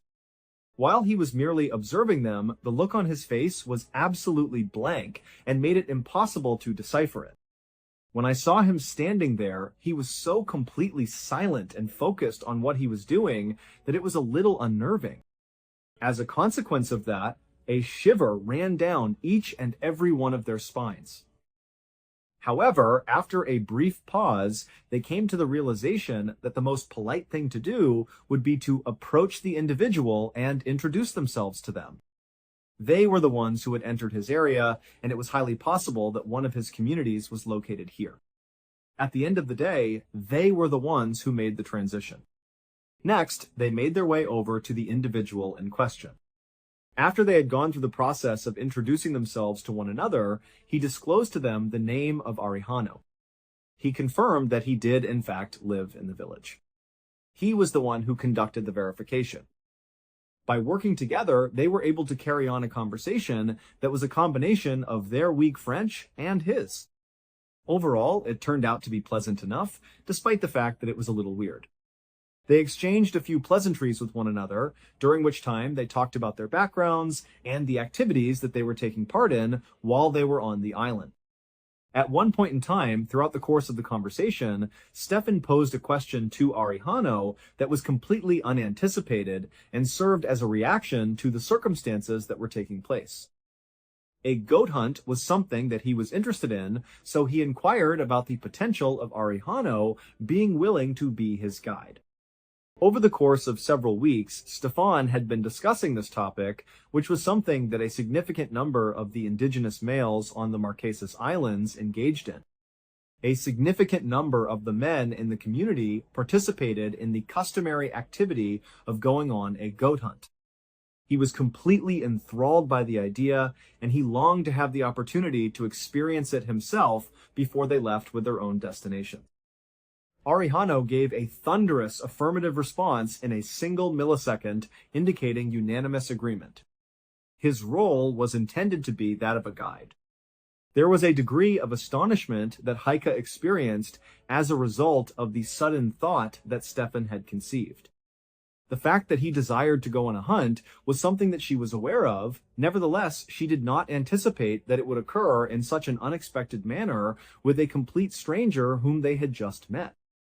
They were informed that she would not be able to accomplish the work since she did not feel like trekking through the dense jungle in order to chase after goats.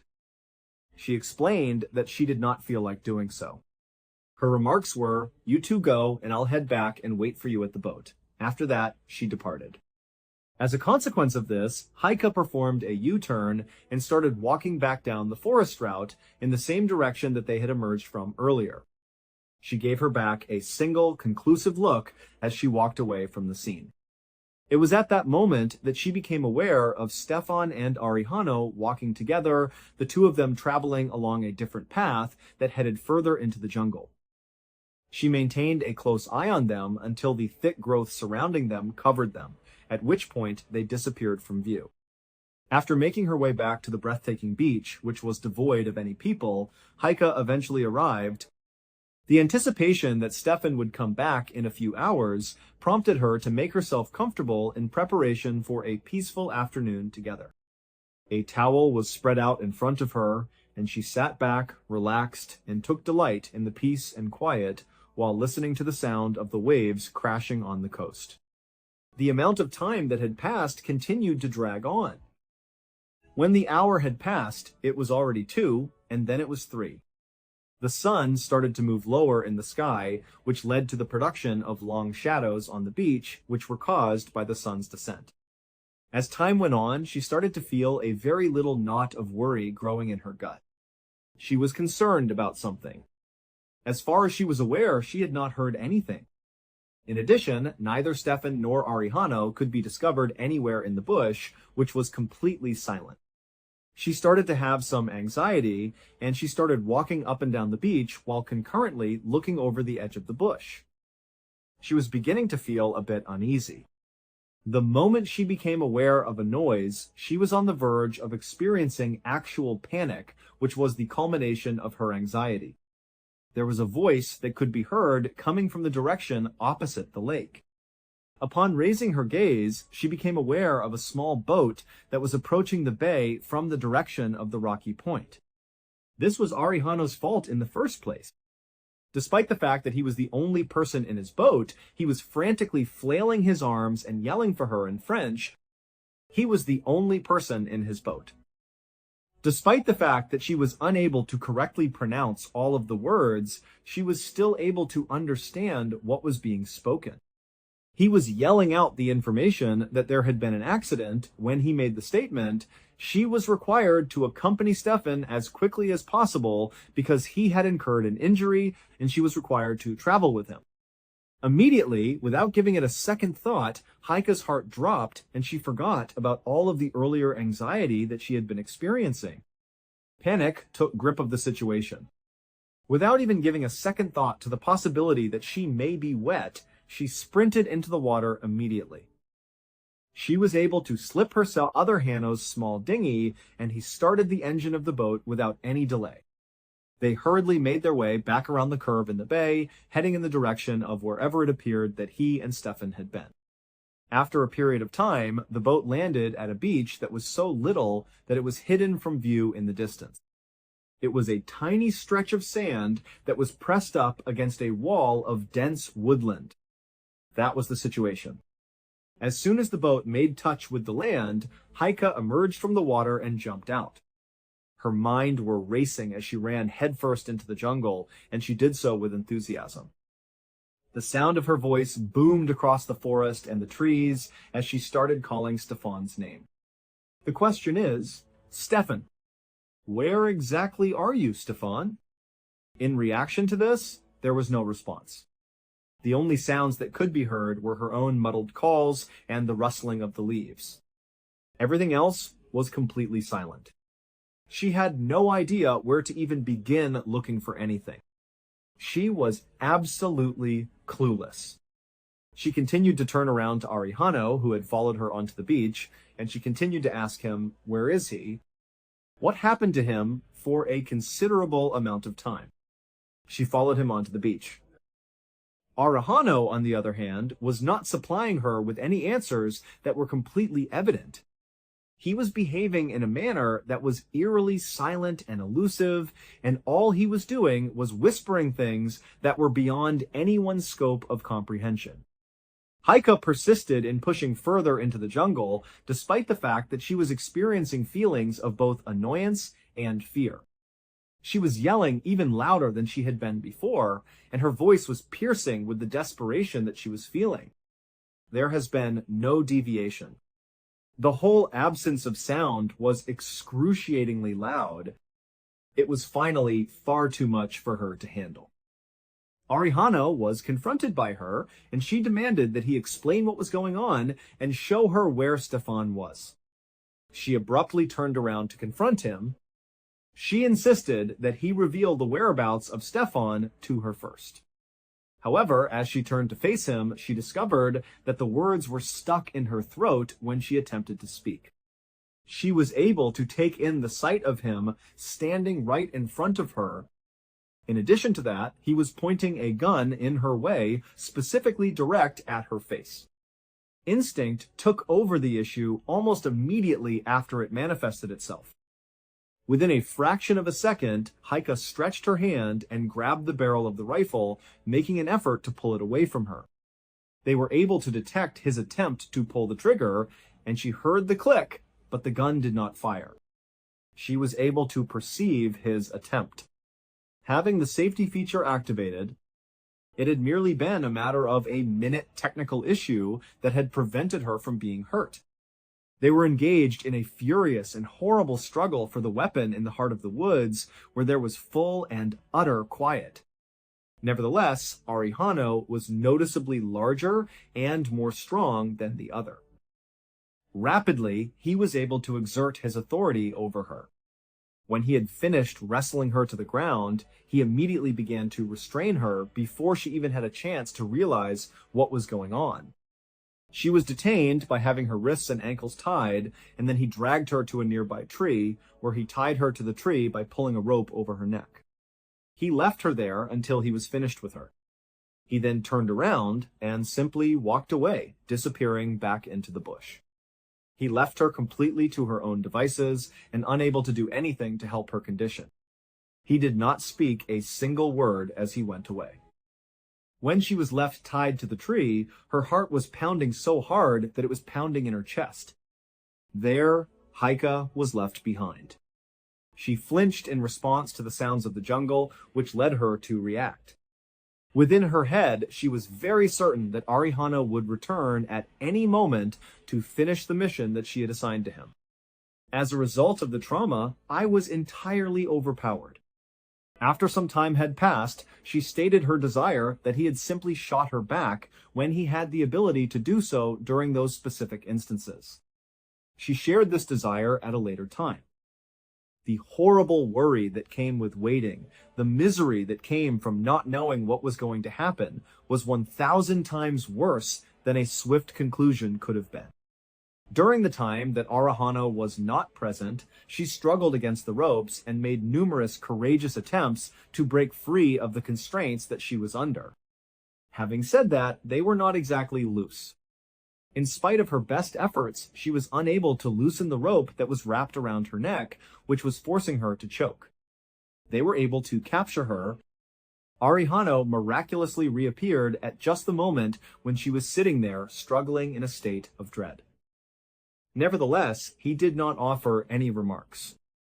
When he merely approached her and hit her, he committed a cruel and unintentional act of violence. He did this without intending to do so. After then, he turned around and went once more, and his way of departure was just as odd as his presence. Incomprehensible and unbearable was the psychological suffering that was experienced not more than a few hours from now. It was... After the sun had set, the jungle was covered in a profound and terrifying blackness. This darkness lasted till the morning. Haika was still tethered to the tree, her body throbbing and her head spinning from the terror she was experiencing. She was still bound to the tree. After some time had passed, she became conscious of the light that was coming from a flashlight, which was able to penetrate the darkness. Arihano's return was a necessity at this point. After approaching her once more, he struck her a couple more times before departing. He then walked away. Nevertheless, this time around, a different event transpired than the previous one. Because he struck her with such carelessness, some of the restraints that she was wearing were accidentally released. This was an unintentional consequence of his action. In spite of the fact that there was only a few minor adjustments, it was adequate. Haika immediately began working frantically at the ropes that were now loosening around her wrists and her neck as soon as he stepped out into the woods for the second time. She became increasingly concerned about the situation. She was able to sense that they were beginning to give way in the end. She was not restrained in any way. Despite the fact that she had no idea where Arihano was standing, she was conscious of the fact that she needed to get away. She got to her feet in a manner that was both quiet and deliberately deliberate. As soon as she took her first step, she became aware of a rustle coming from the area beneath the trees. This rustle was coming from the direction of the trees. When a beam of light from a flashlight suddenly went on and directed in her direction, it was around a couple of 100 yards away from her. This was Arihano's fault in the first place. The movement of her was not lost on him. Considering the circumstances, there was no time to do so. The moment you read this, Haika has just started to run. As she continued to crash through the dense jungle, she ran as fast as she could at full speed and as swiftly as she could. She did not care that branches and thorns were tearing at her flesh and cutting at her face. She was unconcerned about the situation. She was making an effort to flee in order to save her life. On that particular evening, she was fortunate enough to have a full moon visible in the sky. As a result of the moonlight that was able to pass through the canopy, she was able to see with the appropriate level of illumination. Even though she was surrounded by trees, she was able to pick out the faint shimmer of water that was visible through the forest. The distance to the beach was not that great. When she wanted to escape, she just made a beeline for the ocean, which was a metaphor of her yearning to escape. She took a moment to look in the opposite direction as she emerged from the woodland and onto the beach. She did this in order to have a better look at what was going on. As the flashlight that Arihano was using progressed deeper and deeper into the bush, she was able to recognize the light beam that was emerging from it. At first glance, it seemed as though he had reversed his course, probably because he was under the impression that she had escaped in a different manner. It had been decided by him that he would not continue the chase for the time being. She looked out at the water of the bay in a frenetic manner as she battled to recover her breath. She was experiencing a lot of difficulty. During the course of the moonlight, she was able to observe her very own catamaran, which was their place of residence the entire time. Swimming and wading were the means by which she made her way out to it, and her entire body was crying in misery and exhaustion as she did so. Immediately after she boarded the ship, she became aware of the tasks that she needed to complete. She made the call by snatching the satellite phone that the couple had, which was a device that they had on hand only in the event that they needed to use it in an emergency situation. It was reported to the authorities that all that had taken place had been reported, and she informed them of the situation. The fact that her husband Stefan had disappeared, in addition to the fact that a man named Arihano had assaulted her and was still present on the island of Nukuhiva, were both factors that contributed to her disappearance. An exhaustive search was started very immediately after the word was released. They started looking for any sign of Stefan and the person who had attacked Heike on the island. They went through the entire island. The search was initially conducted jointly by the local volunteers and the police. The first few days passed without them making any discoveries, and they did not find anything. Arihano and Stefan had both vanished without a trace, and that was the case. There was no sign of Arihano. With every passing hour, the prospect of finding Stefan still alive appeared to be a little bit less and less hopeful. To add insult to injury, after 3 days of looking, they stumbled across a discovery that was both horrifying and horrible. Understanding what they found requires having a fundamental comprehension of the history of the Marquesas Island. This is important in order to comprehend what they found. The islands were used as a place of abode for Marquesan warriors for a considerable amount of time, beginning from the 12th century and continuing to the present day. In the South Pacific, they were known for being among the most vicious and violent warriors in the region, and their reputation extended throughout the entire region.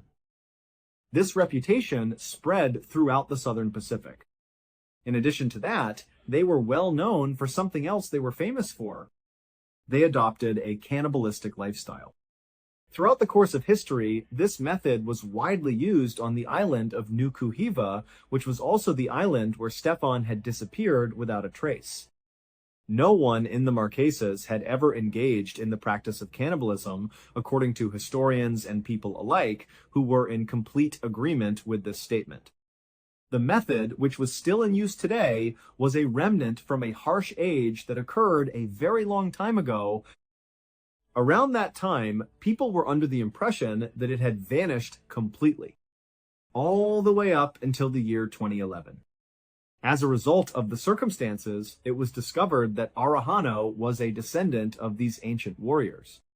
He considered himself to be a Marquesas class warrior, as he thought of himself.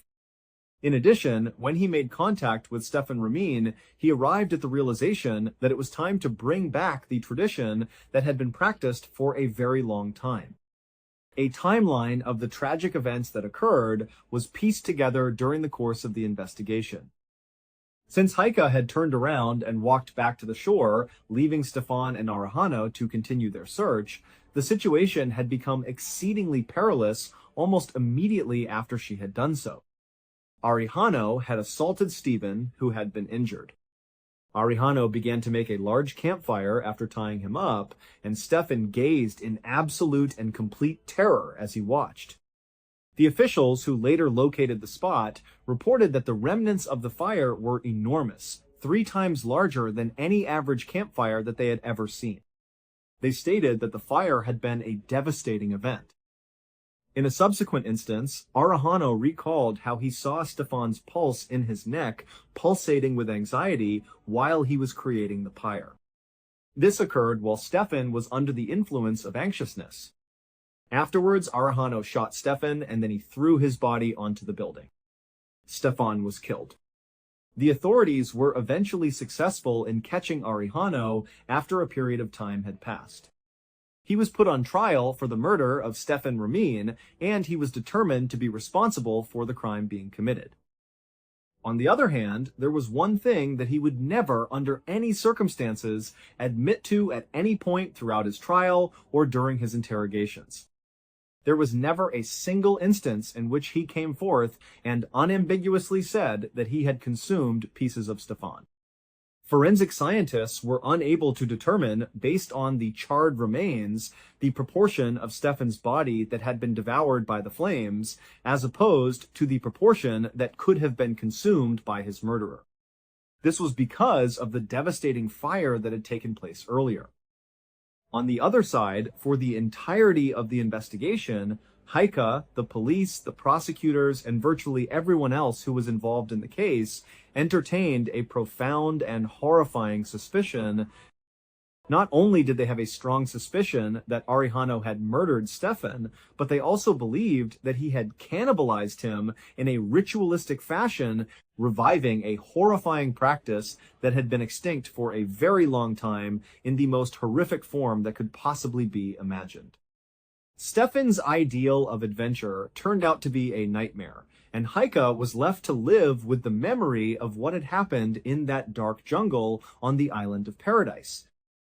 Heike was left to live with the memory of what had happened. I want to express my gratitude for your presence here today. If you watched the program that was broadcast today, I would appreciate it if you could share your ideas with me in the comments area. Also, bear in mind that we have a whole playlist of episodes of true crime waiting for you to watch in one sitting right now.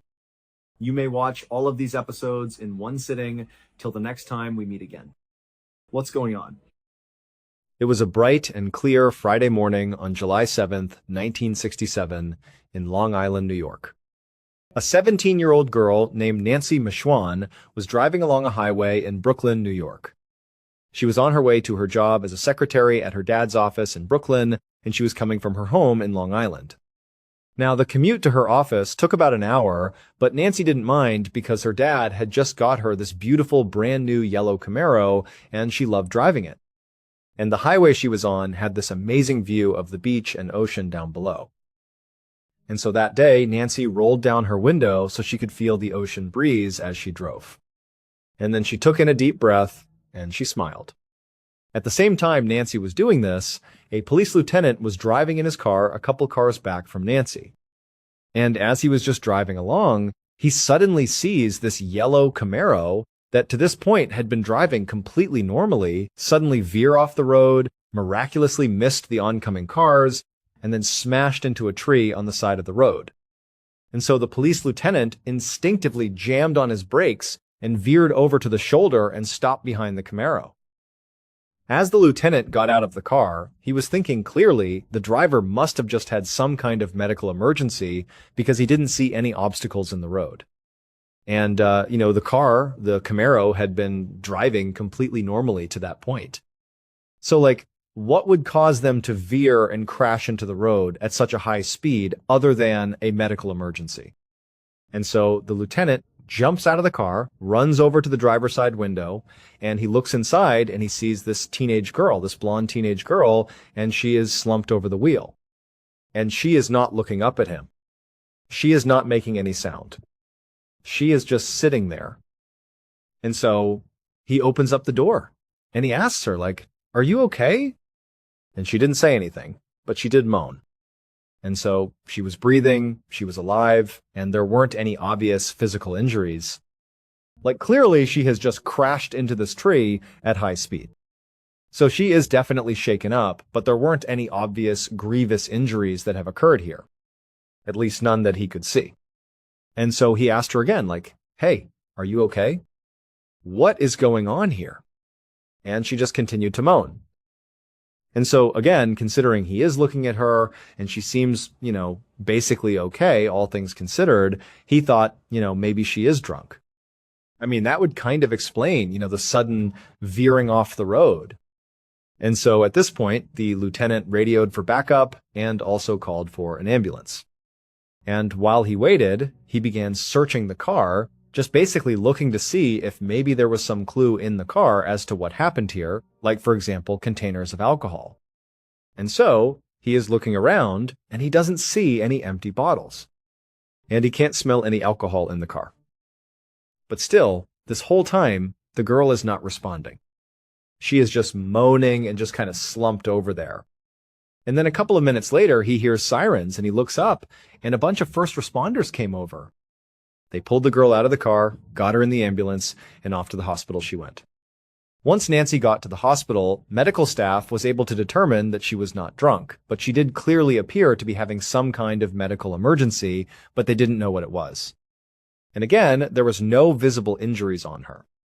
I mean, she just basically looked really shaken up and was non-responsive.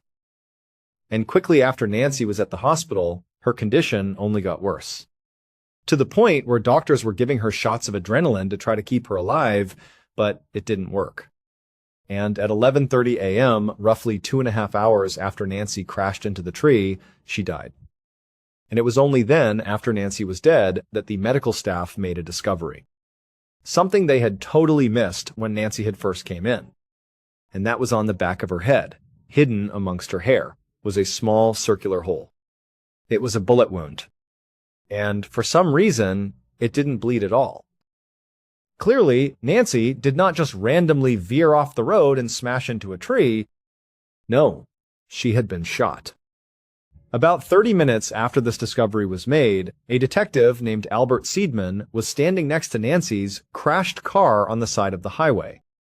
Seidman had a reputation as being this totally no-nonsense detective who effectively would stop at nothing to try to solve a case.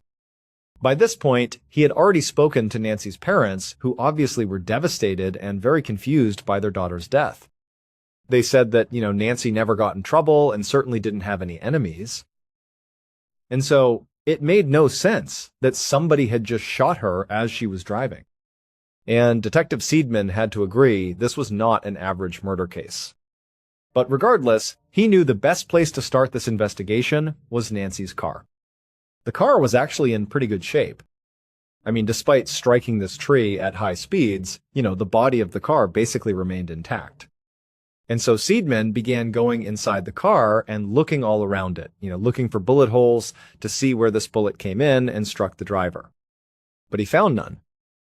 Really, there was nothing in the car that gave any information away about what actually happened here.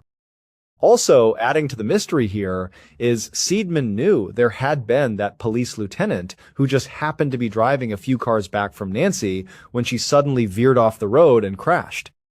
And he would say that he did not hear any gunshots. Although admittedly, he wasn't really listening for gunshots, but he said everything was normal and then the car just veered and crashed. He couldn't understand it. Detective Seidman had briefly considered that, maybe Nancy had been shot by somebody inside of her car, but because of the presence of that lieutenant who immediately was on the scene and was basically looking at the car from the time it crashed all the way until the ambulance arrived, he said there was nobody else in the car and I did not witness anybody fleeing the scene. The whole situation was very bizarre. But Detective Seidman, thinking logically, thought, okay, well, we know she has been shot.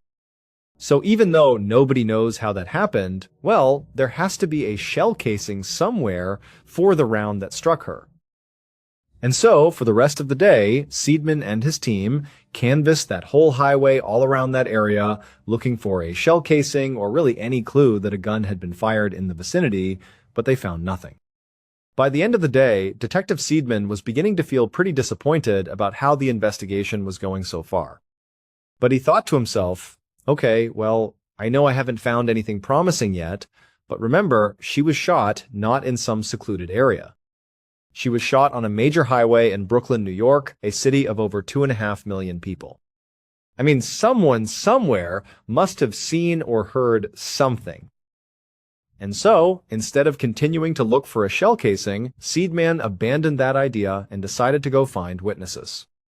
Over the next 5 days, Detective Seidman and his team scoured Brooklyn and interviewed hundreds and hundreds of people looking for anybody who had any information about this shooting.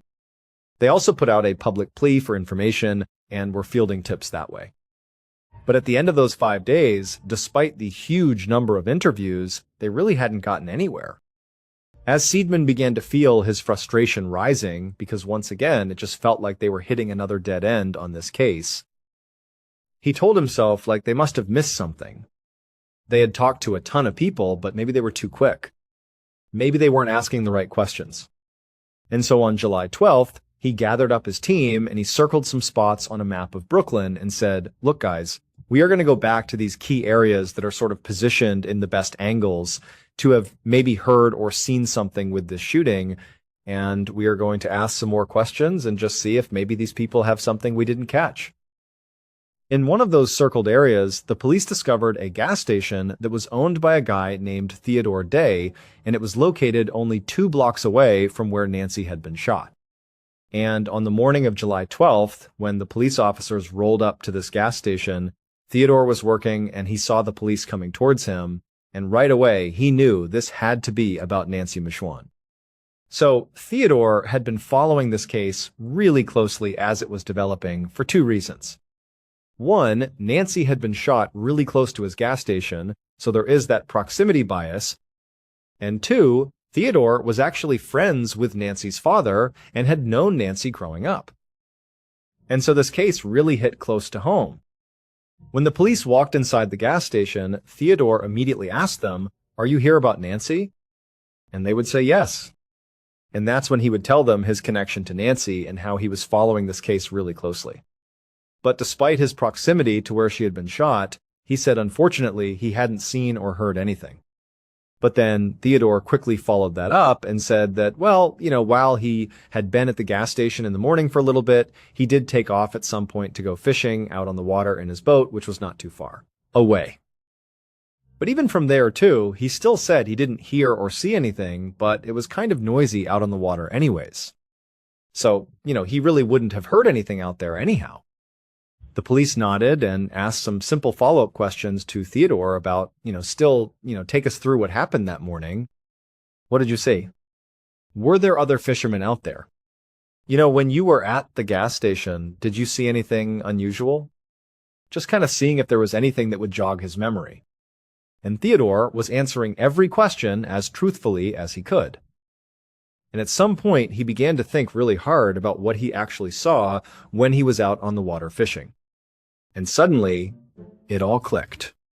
Theodore knew who killed Nancy. It would turn out at 8:40 a.m. on July 7th, the exact moment Nancy was shot, veered off the road, and crashed. Theodore was in fact out in his boat fishing.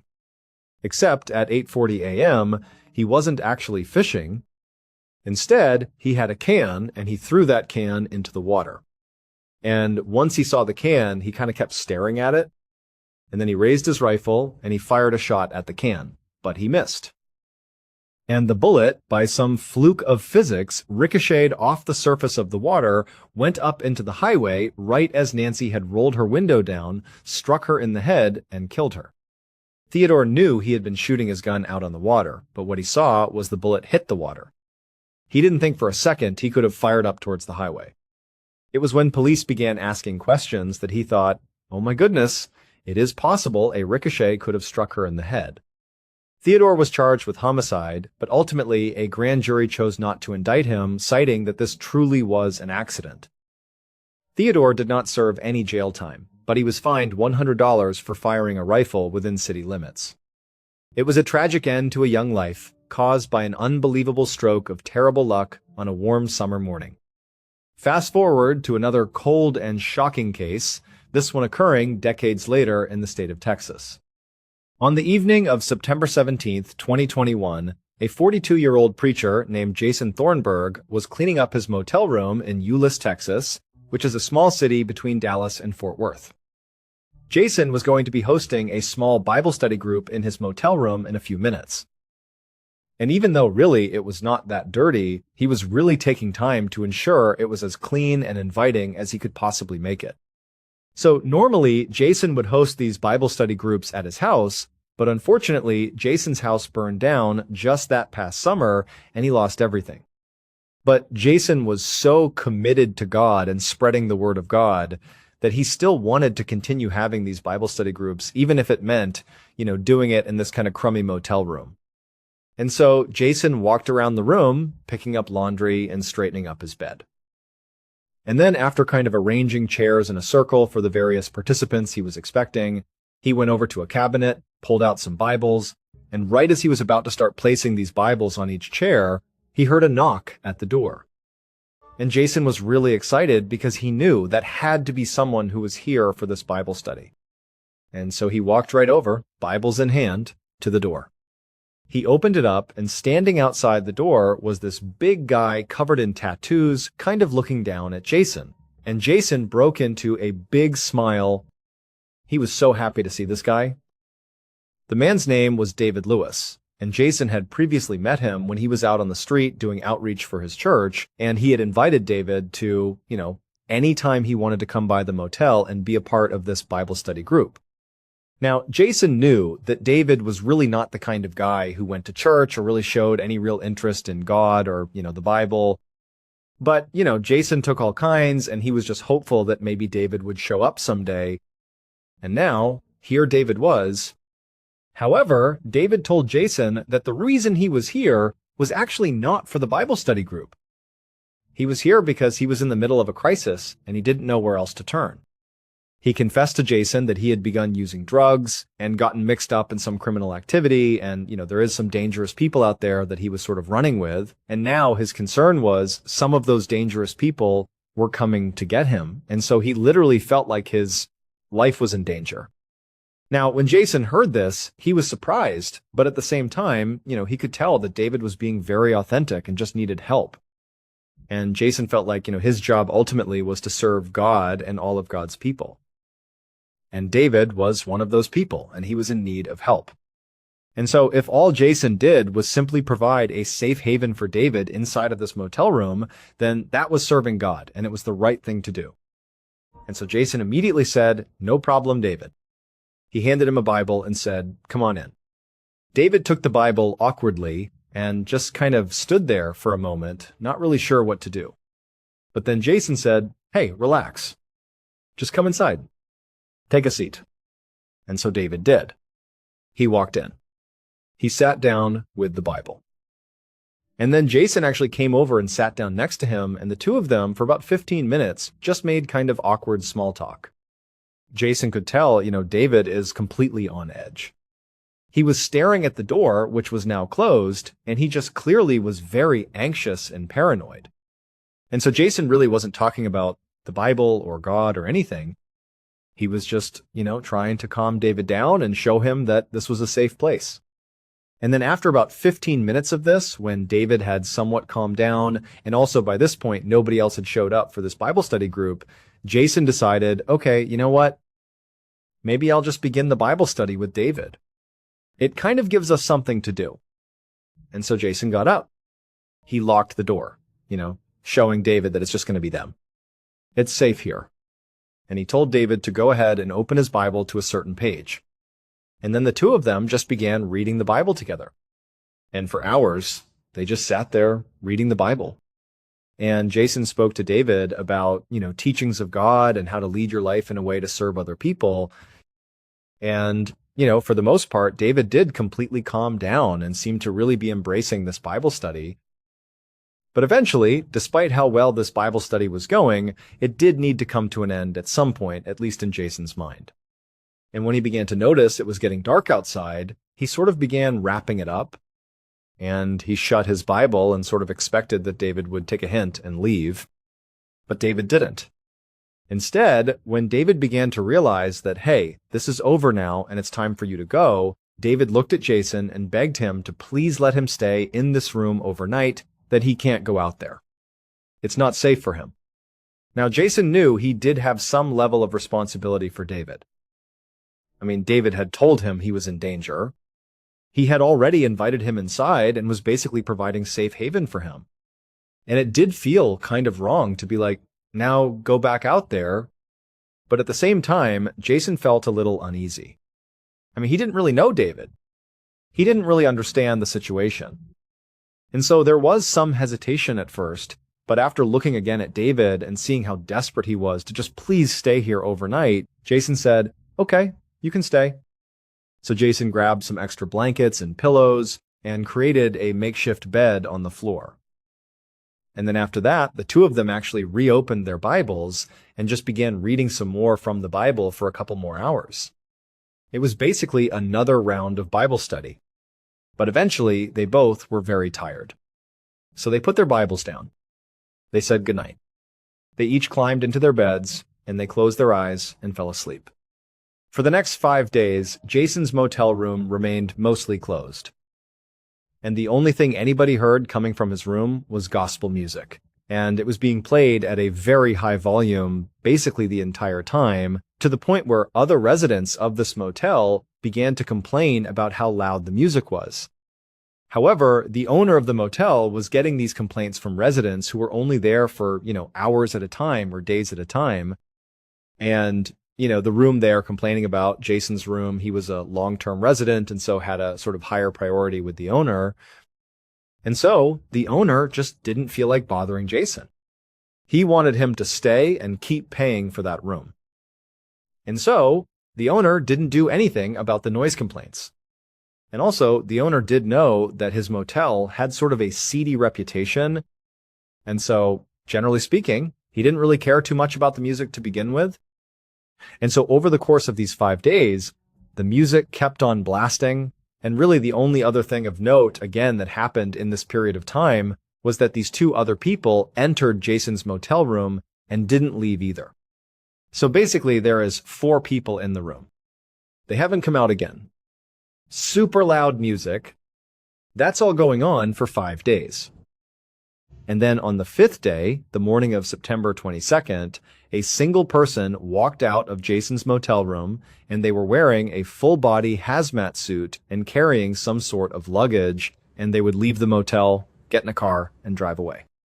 45 minutes later, about 25 miles away from that motel, the Fort Worth Fire Department got a call about this raging dumpster fire in a residential neighborhood. Firefighters quickly got to the scene and put out the blaze. And after it was gone, they walked up to the smoky dumpster and looked inside just to get a look at what was burning. And what they saw caused them all to back up and call the police.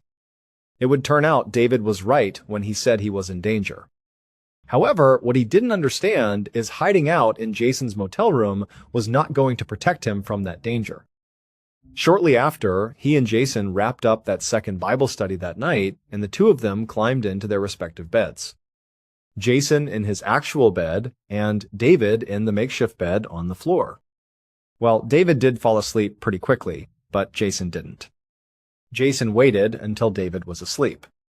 And then Jason got up, got a knife, and then slit David's throat.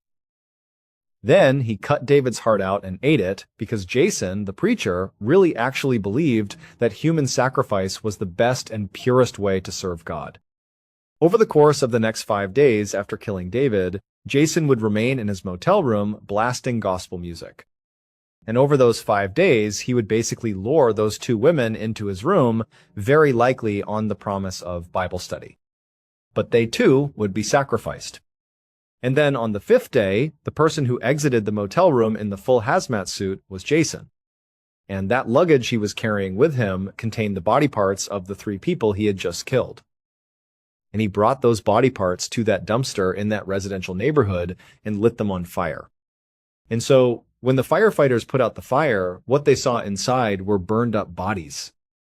Jason was arrested, and while he was awaiting trial, he confessed that David and the 2 women were not actually his first victims. He said that just a few years earlier, he had sacrificed his girlfriend, and that house fire that destroyed all of his belongings and prompted him to go live in this motel was set by Jason himself because he had sacrificed his roommate and needed to get rid of the evidence. Ultimately, law enforcement was only able to show that Jason killed those 5 people. But there could have been more. Jason was found guilty of capital murder and sentenced to death. He is currently on death row in Texas, awaiting his final execution, leaving behind a dark, disturbing legacy that the small community will never forget. At this point, we must turn our attention halfway around the globe to the massive high-rise metropolis of Hong Kong, where we uncover a final tale of calculated murder and a scheme that ended in the ultimate tragic mistake. On the evening of Thursday, May 21st, 2015, a 16-year-old girl named Lily walked into the home gym inside of her house in Hong Kong looking to do a workout. Now, she sort of expected the gym would be empty and she could kind of have the run of the place, but as soon as she walked in, she saw her dad was in there and he was doing some sort of cool-down exercise on a yoga ball. So Lily's dad, whose name was Ka Kim Sun, was a doctor and a professional. And normally at this time of the day, she would never see him in the gym. He was typically locked upstairs in his study or, upstairs doing work or something, or he was just gone for the day. So, for him to be here, it just didn't really line up with his schedule. And so Lily asked her dad, what are you doing here? What is going on? And her dad would tell her, well, actually, work at the hospital was really slow today, so I took off. I played some tennis with friends, and now I'm just doing some cool-down exercises because I got nothing else to do, but I'll be out of your hair in a second. And, sure enough, a couple minutes later, her dad was up and out of the gym, and Lily just began her workout. The next day, May 22nd, around 1 o'clock, Lily was at home at her dining room table, sitting across from her mother, whose name was Wong Su Fing, and Lily was eating a snack and staring at an open textbook. Normally, at 1 o'clock on a Friday, Lily would be at school, but she had had the day off that day. And she had wanted to spend her day off seeing friends and just being a teenager, but her dad was really focused on her being successful academically. And he told her that absolutely not. You are not going anywhere. You are going to stay home, and you are going to study all day long. You will not leave the house. That is what you are doing. So Lily just continued to stare at the textbook and basically do what her father said. And then a couple of minutes later, she actually heard her dad coming down the stairs, and he came into the dining room, and he was clearly very pleased to see his daughter doing her work, or at least appearing to do her work. And he came over to her, gave her a kiss. He kissed their mother, and then he said he was off to work. And then he went out the door, and he was gone. And as soon as Ka was gone, Lily's mom looked over at her and said, I'm not going to make you study all day. Come on, let's go out and have a mother-daughter shopping day. And Lily was stoked. She shut her textbook. She went and got ready. And then a minute later, she and her mom climbed into her mom's yellow Mini Cooper car, and they headed out. About 2 hours later, around 4:15 p.m., a local jogger was running in the same neighborhood as where Lily and her family lived. And as they were running down the road, they noticed there was this yellow Mini Cooper car sitting on the side of the road, not moving, but it was still on. It was just sort of idling right there. And at first glance, it appeared there were people inside the car, but they weren't doing anything. They were just sitting there, not moving. And so the jogger was curious. And so they ran past and made a point to look inside the car. And they saw 2 women in the front 2 seats of this car slumped over. Pie-eye. The 2 women were Lily and her mother. And so the jogger began to panic and banged on the glass to try to get the women to respond, but they didn't. And so a minute later, police were called. They dragged Lily and her mother out of the car. They were totally unresponsive. They were rushed to the hospital, but it was too late. They both died. The police would begin their investigation into their deaths by searching the yellow Mini Cooper car. And when they searched it, there really was nothing of note inside of it. I mean, the 2 women's purses were in the front of the car. There was some basic exercise equipment in the trunk, but the car was pristine, clean, not cluttered. I mean, there really was nothing in the car that gave away what could have happened to these two women. For the next 6 months, the police tirelessly looked for some lead as to what happened to this mother and daughter. They would interview all their friends and family. They would search their house top to bottom. They would basically take apart this Mini Cooper and look for, defects or flaws that maybe could have contributed to their death. I mean, they were looking everywhere, but it just didn't make sense. Nobody had any idea what happened to these two women. And so right as this case appeared like it was about to go cold, the detectives decided to just go back to the Mini Cooper and see if maybe, just maybe, they missed something. And sure enough, they had. It would turn out on May 22nd, 2015, the day that Lily and her mother died, Lily's father had told Lily to stay home and study, not because he cared about her academics. I mean, he did, but that day, the reason for this was not for that. Instead, he wanted her to stay home all day to protect her. When police originally searched Lily's mom's car, they found the two women's purses and also some basic exercise equipment in the trunk, specifically a deflated yoga ball. And at the time, the police didn't think anything of these items. They looked into them. They considered them, but they didn't seem to have any bearing on what happened to the women. However, it would turn out the yoga ball did have something to do with it. Specifically, 2 days before the women were found dead, that yoga ball was inside of Lily's home. It was in her home gym. In fact, when she walked into the home gym and saw her dad doing cool-down exercises and thought it was strange he was home right now, he was using that yoga ball. And Lily didn't think anything of it. But in reality, what her father was doing was not cool-down exercises. He had not just come home early and, had played tennis and this and that.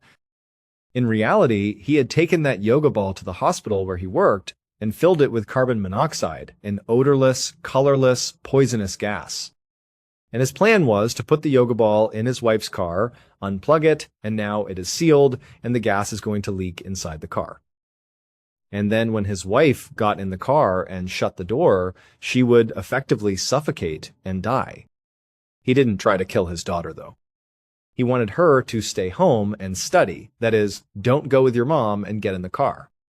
But the mother defied the father, brought the daughter along, and then after driving for only a mile, the two women collapsed and died from the lethal dose of carbon monoxide that had completely filled the small passenger compartment of the Mini Cooper. Ka Kim's son was arrested and charged with 2 counts of murder. He was found guilty and sentenced to life in prison. He has never explained his motive, leaving his surviving family members with endless questions and a deep, permanent sense of sorrow. These cases, though separated by decades and geography, remind us of the terrifying, unpredictable nature of crime. In Nancy Mashuen's case, an innocent drive turned fatal due to a reckless choice on the water blocks away. For David Lewis, a desperate plea for shelter led him straight into the hands of a cold-blooded killer posing as a man of faith. And for Lily, a mother's loving decision to bypass a strict father's rules ended in an accidental tragedy caused by that very father's deadly and calculated plot. It leaves us to reflect on how quickly a normal day can transform into a tragedy and how the actions of others can alter our lives forever. Thank you so much for watching.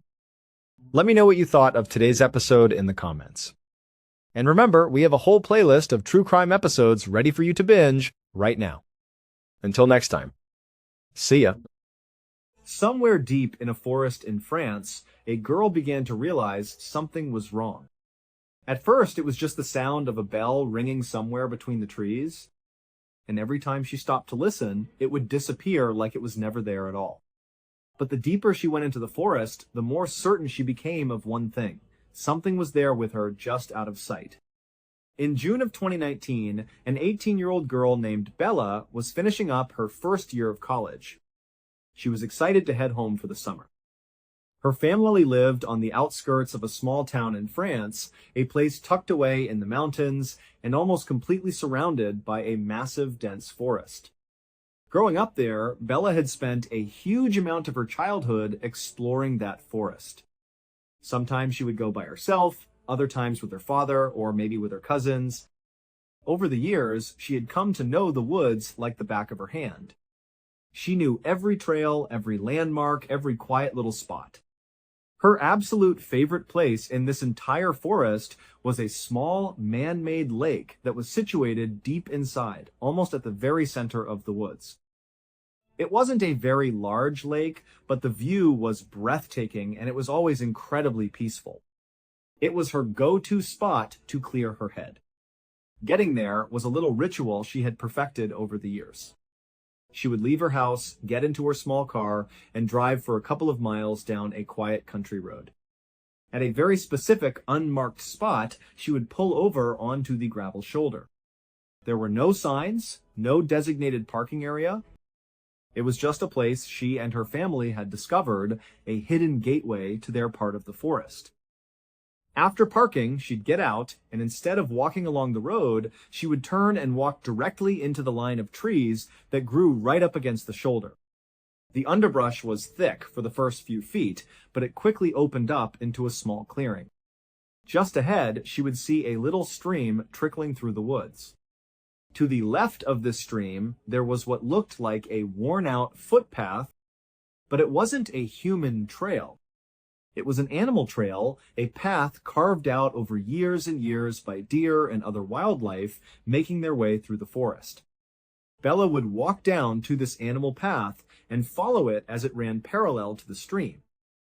She'd walk for about 15 or 20 minutes, just enjoying the quiet sounds of nature until the path took a sharp turn to the left, heading away from the water. At that point, Bella would leave the animal trail behind. She'd continue walking straight, following the stream north, deeper and deeper into the heart of the forest. This part of the journey involved stepping carefully on mossy rocks in the stream and walking along the muddy banks on either side. It was a slower pace, and it would take her about an hour of steady walking before the stream eventually met up with a much larger river that ran from east to west. When she reached this river, Bella would turn left, heading west, and follow the riverbank for another 20 minutes or so. And then, finally, the river would open up and feed directly into her destination, the man-made lake. She would find a comfortable rock to sit on, watch the animals, listen to the wind in the trees, and just feel totally at peace. To get back, she would just retrace her steps exactly. The whole trip, one way, from her car to the lake, took about 2 hours. A big part of why Bella loved this place so much was because it felt like it belonged to her and her family. In all her years of coming out here, the only other people she had ever seen in this part of the forest or anywhere near the lake were members of her own family. It was their secret, their private sanctuary. So, in June of that year, when Bella finally came home from college, one of the first things she wanted to do was go out to the lake. She hadn't been in months because of school, and she was really missing her happy place. One morning, she got up early, told her parents where she was headed, and set out by herself. She got in her car, drove the familiar couple of miles, and pulled over onto the gravel shoulder. She got out, turned away from the road, and walked into the forest. She found the stream, then the animal path beside it. She walked for a few minutes until the trail cut to the left, and just as she always did, she stayed with the stream, continuing her journey north. About 30 minutes later, when she was still a good mile or two away from the east-west river, she heard something. It was a bell.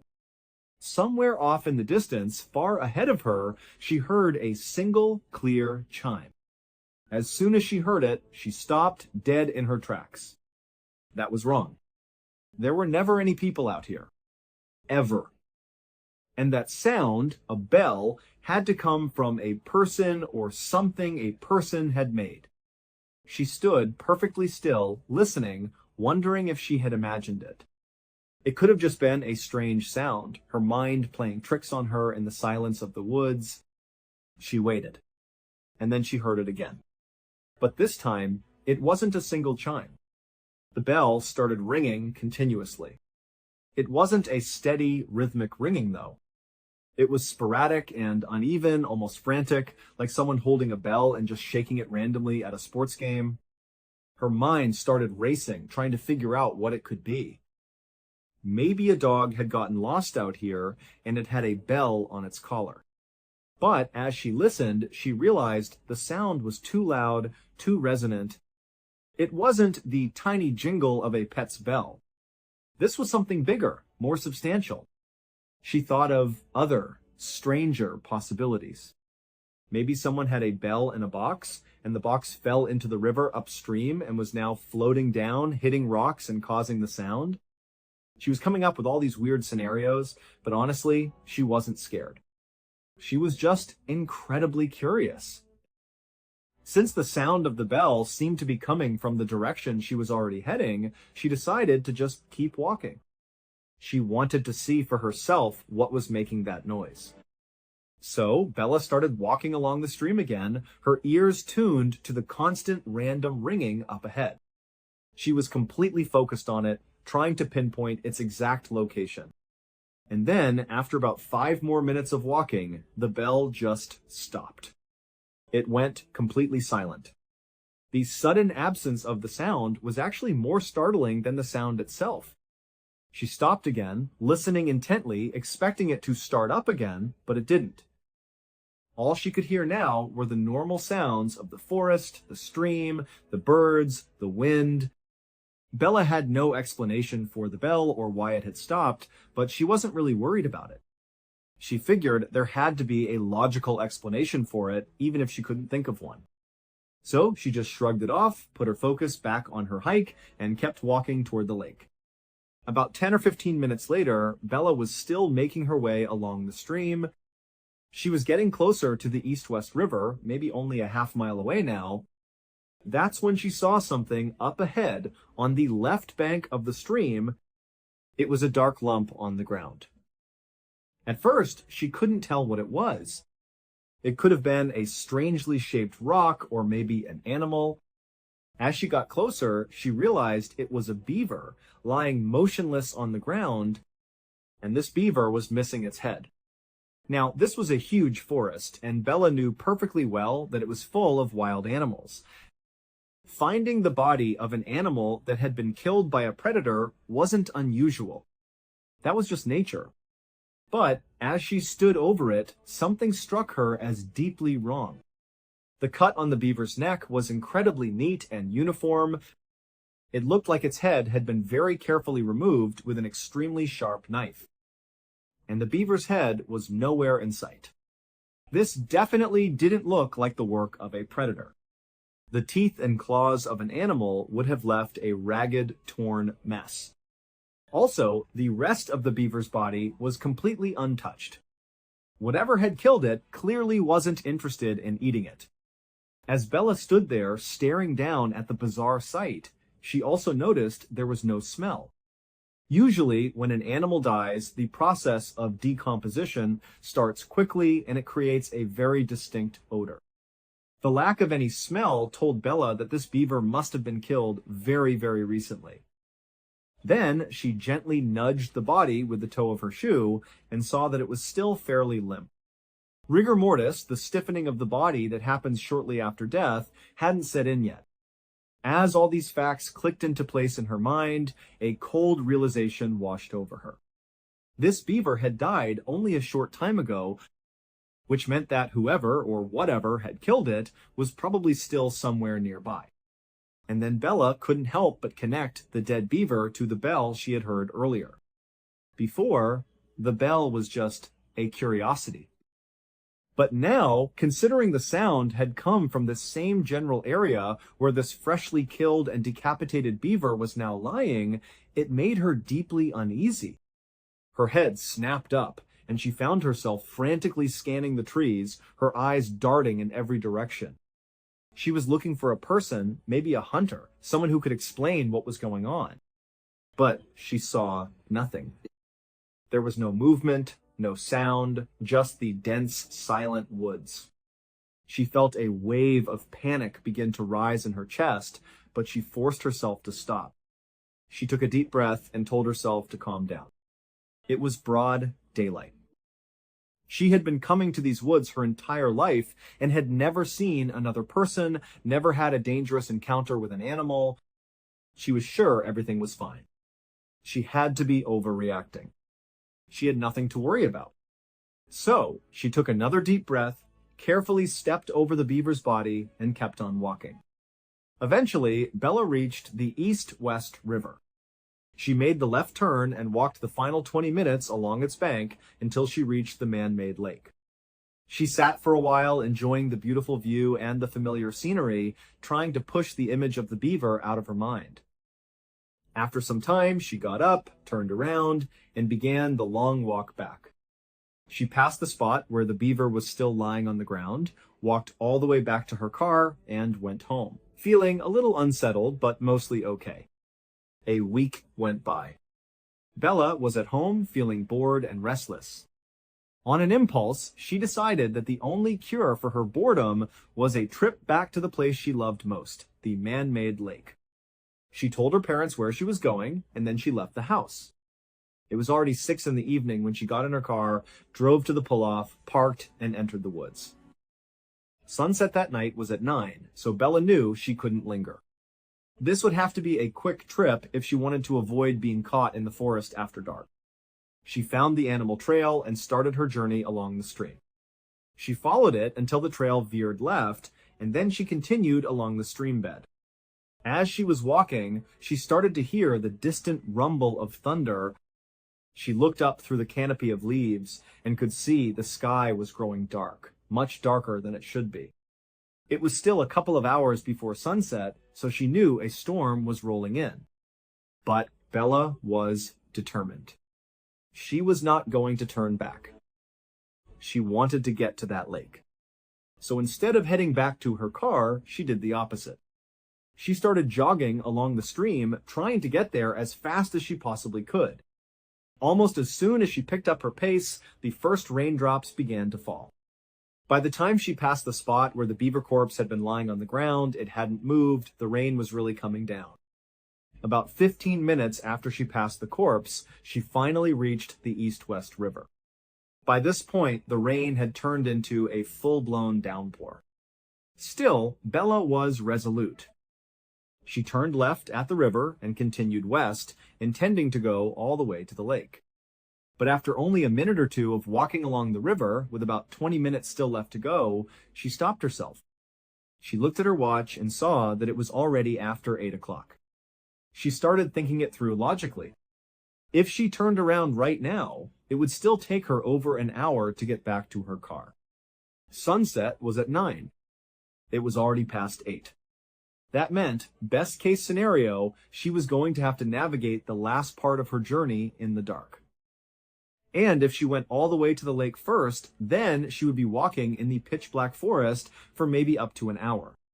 She was confident she could probably do it, but it was also pouring rain and she was cold and soaked. If she got lost or twisted an ankle, this could turn into a very bad situation very quickly. So, as much as she wanted to keep going, she made the sensible decision. She needed to turn around and head back. She turned and began walking back along the East-West River toward the spot where the stream fed into it. She turned south and started making her way along the stream back toward her car. Because it was getting so dark and the rain was so heavy, visibility was terrible. She kept her head down, watching the ground, trying not to trip. She was carefully placing her feet on rocks and muddy patches, making sure her footing was solid. The rain was pounding all around her. She had been walking like this for about 15 minutes when, all of a sudden, something hit her hard on the top of her head. Reflexively, she cried out and looked up, throwing her hands in front of her face to protect herself. And then she saw what she had just run into. It was the beaver corpse. It was hanging from a string, dangling from a tree branch directly over the path. And its head, which had been missing before, had been found. It had been crudely stitched onto the beaver's own front paws. So she was looking at this grotesque dangling puppet of a beaver carrying its own head, and she had walked right into it. Her first reaction was to gag. She felt like she was going to vomit right there. She was so disgusted. Then she started frantically rubbing at her hair where the wet, decomposing thing had touched her, terrified that some fluid from it had gotten on her. After a moment of panicked scrubbing, she stopped. And something truly terrifying dawned on her. Whoever had strung this beaver up in this tree and had taken the time to stitch its head onto its paws had done it in the last 30 minutes. Because just 30 minutes earlier, on her way in, she specifically remembered seeing the beaver carcass on the ground. She saw it. It was in the same spot it had been a week ago. And now, here it was, hanging from a tree. As the wheels turned in her head, Bella came to a chilling conclusion. If someone had just done this, then that someone was probably still here. They were probably nearby. At this point, it was getting really dark. The rain was hammering down, and she felt completely exposed. She started whipping her head around, trying to peer through the downpour into the dark woods, searching for anyone who might have done this. But all she could see was the dark, blurry shape of the forest in every direction. She knew she was at least an hour away from her car, even if she ran. Suddenly, she was totally and completely panicked. In a desperate effort to calm herself down, she whispered to herself, "Okay, I need to get out of here, but I have to walk. If I start running, I'll fall, I'll get lost, this will turn into a nightmare. Just walk. Try to walk." So she took a shaky breath, walked around the dangling beaver corpse, and started moving along the stream again. But as soon as she was past it, she felt the hairs on the back of her neck stand up. She could hear movement behind her. A rustling sound. She didn't know what it was. It could have been a deer, just some animal startled by the storm. But she was far too afraid to turn around and look. And even though she was telling herself to stay calm, to just keep walking, that she was safe and just freaking herself out, she could feel her pace quickening.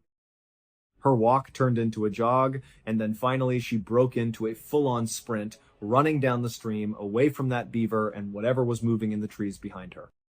At some point, maybe 5 or 6 minutes after seeing the beaver, she was so out of breath from sprinting that she had to slow down to a walk. As soon as she slowed down, still without turning around, she heard it again. The sound of that bell. It was the exact same sound she had heard the week before, that constant, sporadic ringing. But in her panicked state, she couldn't tell where it was coming from. Her anxiety was so high, her heart was pounding so loud, she didn't know if it was behind her, or to the side, or all around her. It was now completely dark, and she was full-blown terrified. There was someone or something behind her, the person who had strung up that beaver, and they were probably watching her right now. Even though she was beyond exhausted and could barely breathe, she started sprinting again as fast as her legs would carry her. She stumbled and fell on the slippery rocks. She tripped over roots, not even looking where she was going anymore. And in the background, all around her, she could hear that bell chiming, and she could hear something crashing through the woods behind her. She fumbled in her pocket and pulled out her iPhone. As she was running, she managed to dial her father. She pressed the phone to her ear, crying, panting, gasping for air. Her father picked up, and she was so relieved to hear his voice, but she couldn't even form a sentence. She just started wailing, pleading with him. "Dad, come out to the forest! Meet me at the spot where the trail veers away from the stream. Meet me there. There's someone in the forest, they're chasing me, and I can't see them!" Her father, on the other end of the line, didn't know what to make of it, but he could hear the pure primal fear in his daughter's voice. He didn't waste time with questions. He just said, "Stay on the line. I'm coming to meet you right now." Bella's father and mother, with Bella still on the phone with them, ran out of their house. They jumped in their car and sped the couple of miles down the road. They parked next to their daughter's car, and as they were getting out, they could hear it. Way off in the woods, they could hear the faint sound of the bell. They could hear their daughter screaming on the phone, and they could hear that same bell sound coming through the phone's speaker. She was begging them, "Please, come into the woods, come in here, save me." Her parents ran into the woods and started charging up the stream. Meanwhile, Bella was still deep in the forest, still 10 or 15 minutes away from them. She could barely run anymore. She had used up almost all of her energy. And as she got closer and closer to where her parents would be, the sporadic ringing of the bell was getting louder and louder and louder. Whatever it was gaining on her. She could hear sticks and branches snapping right behind her, as if something was just feet away. Finally, when it felt like the bell was ringing right behind her head, she just stopped. It was a moment of complete defeat. She was too far away from her parents. She wasn't going to make it to them in time. It was almost as if she felt she had no choice but to turn around and finally see whatever it was that was hunting her. So, terrified beyond words, so scared and so tired she could barely breathe, Bella slowly turned around. When she turned, she found herself facing a small clearing she had just run past. Because it was a clearing, a little bit of moonlight was able to filter down through the trees, just enough to illuminate the space, which was about 50 feet across. As she looked across this clearing, at first she saw nothing. And then a tall, dark figure walked into the clearing from the trees on the other side. As soon as it stepped into the faint light, she could see it had a bell tied at its waist. With every single step it took, its leg would strike the bell, causing that violent ringing sound. This thing started moving across the clearing, and as Bella stared at it, it was like time slowed down. She couldn't process what she was seeing. She didn't know what it was. All she knew was that whatever or whoever this was, it was coming straight for her.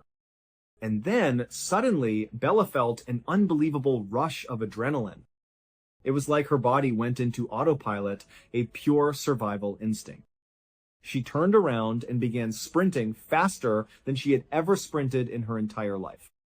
And as she ran, all she could hear was the sound of that bell, which she now understood was the sound of its steps. The bell was getting faster and faster, louder and louder. She knew it was gaining on her. She started screaming out loud, lying, "I'm on the phone with the police! They're right up ahead. They're going to be here any second." But whatever was behind her wasn't fazed. It just kept charging forward, closing the distance second by second. Meanwhile, her parents had made it to the meeting spot. But her father couldn't just stand there and wait. He started charging deeper into the woods towards the sounds. He could hear his daughter's screams, he could hear the bell getting louder and louder, and he just ran straight towards it. And sure enough, just seconds later, he saw his daughter compounding out of the dark forest. She saw him and leaped into his arms. He grabbed her, turned around, and ran with her back to the meeting spot. He grabbed his wife, and the three of them just charged out of the forest, back to the parking lot, back into their car. And they sped away. In the car, all of them were crying. They had no idea what to make of what had just happened. Bella was trying to describe what she saw, but she couldn't get the words out. Her parents had been on the phone listening to their daughter's terrified screams, and all they kept saying to each other was, "I heard the bell. I heard the bell. I heard the bell." That sound confirmed their worst nightmares. There really was someone or something out in those woods that was trying to harm their child. They drove straight to the police station, where Bella filed a report about everything she had experienced in the forest. Afterwards, as a precaution, her parents took her to the hospital. She was determined to be physically okay, besides some bumps and bruises from falling. The following morning, the police went out to the forest. They went to the area Bella had described and conducted a thorough search all along the animal trail and the stream. But they never found any sign of this tall, dark figure with the bell. Bella had told the police that she was carrying a handbag and that she had dropped it while she was running. She remembered exactly where along the stream she had dropped it, but when the police searched that area, the bag was gone. Also, the beaver was no longer there. It wasn't tied to the tree, and it wasn't on the ground. It had vanished. The only thing the police found that was out of the ordinary was a t-shirt. A little ways off from the stream, basically along the path Bella would have been running, they found a t-shirt that was neatly folded and placed carefully underneath a rock. But the police, Bella and her family, had no idea what that was supposed to mean. Ultimately, the police told Bella and her family that more than likely what she had run into was some kind of mentally unstable person who was living out in the woods. Perhaps when Bella came into the forest, this person felt like she was trespassing on their property, and so they tried to scare her away. But Bella has a very hard time accepting that explanation. She felt with every fiber of her being that as she was running from whoever was behind her, she was in mortal danger. She believes that if her father hadn't run into the woods and literally grabbed her and carried her the rest of the way, she might not have gotten out of there at all. She might have been attacked and killed by whatever that was. And when she looks back on the experience, she can't help but think about that moment when she turned around and looked across that clearing. When she saw that figure step into the moonlight for the first time, she remembers that the way it was moving, the steps it was taking, they weren't normal. They were abnormal, disjointed. There was something so off about its movement that for a second, it didn't even seem like she was looking at a person, but maybe some kind of large animal.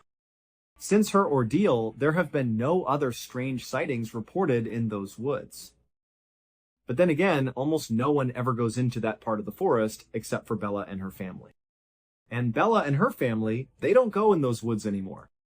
So whoever or whatever is out there is still just out there.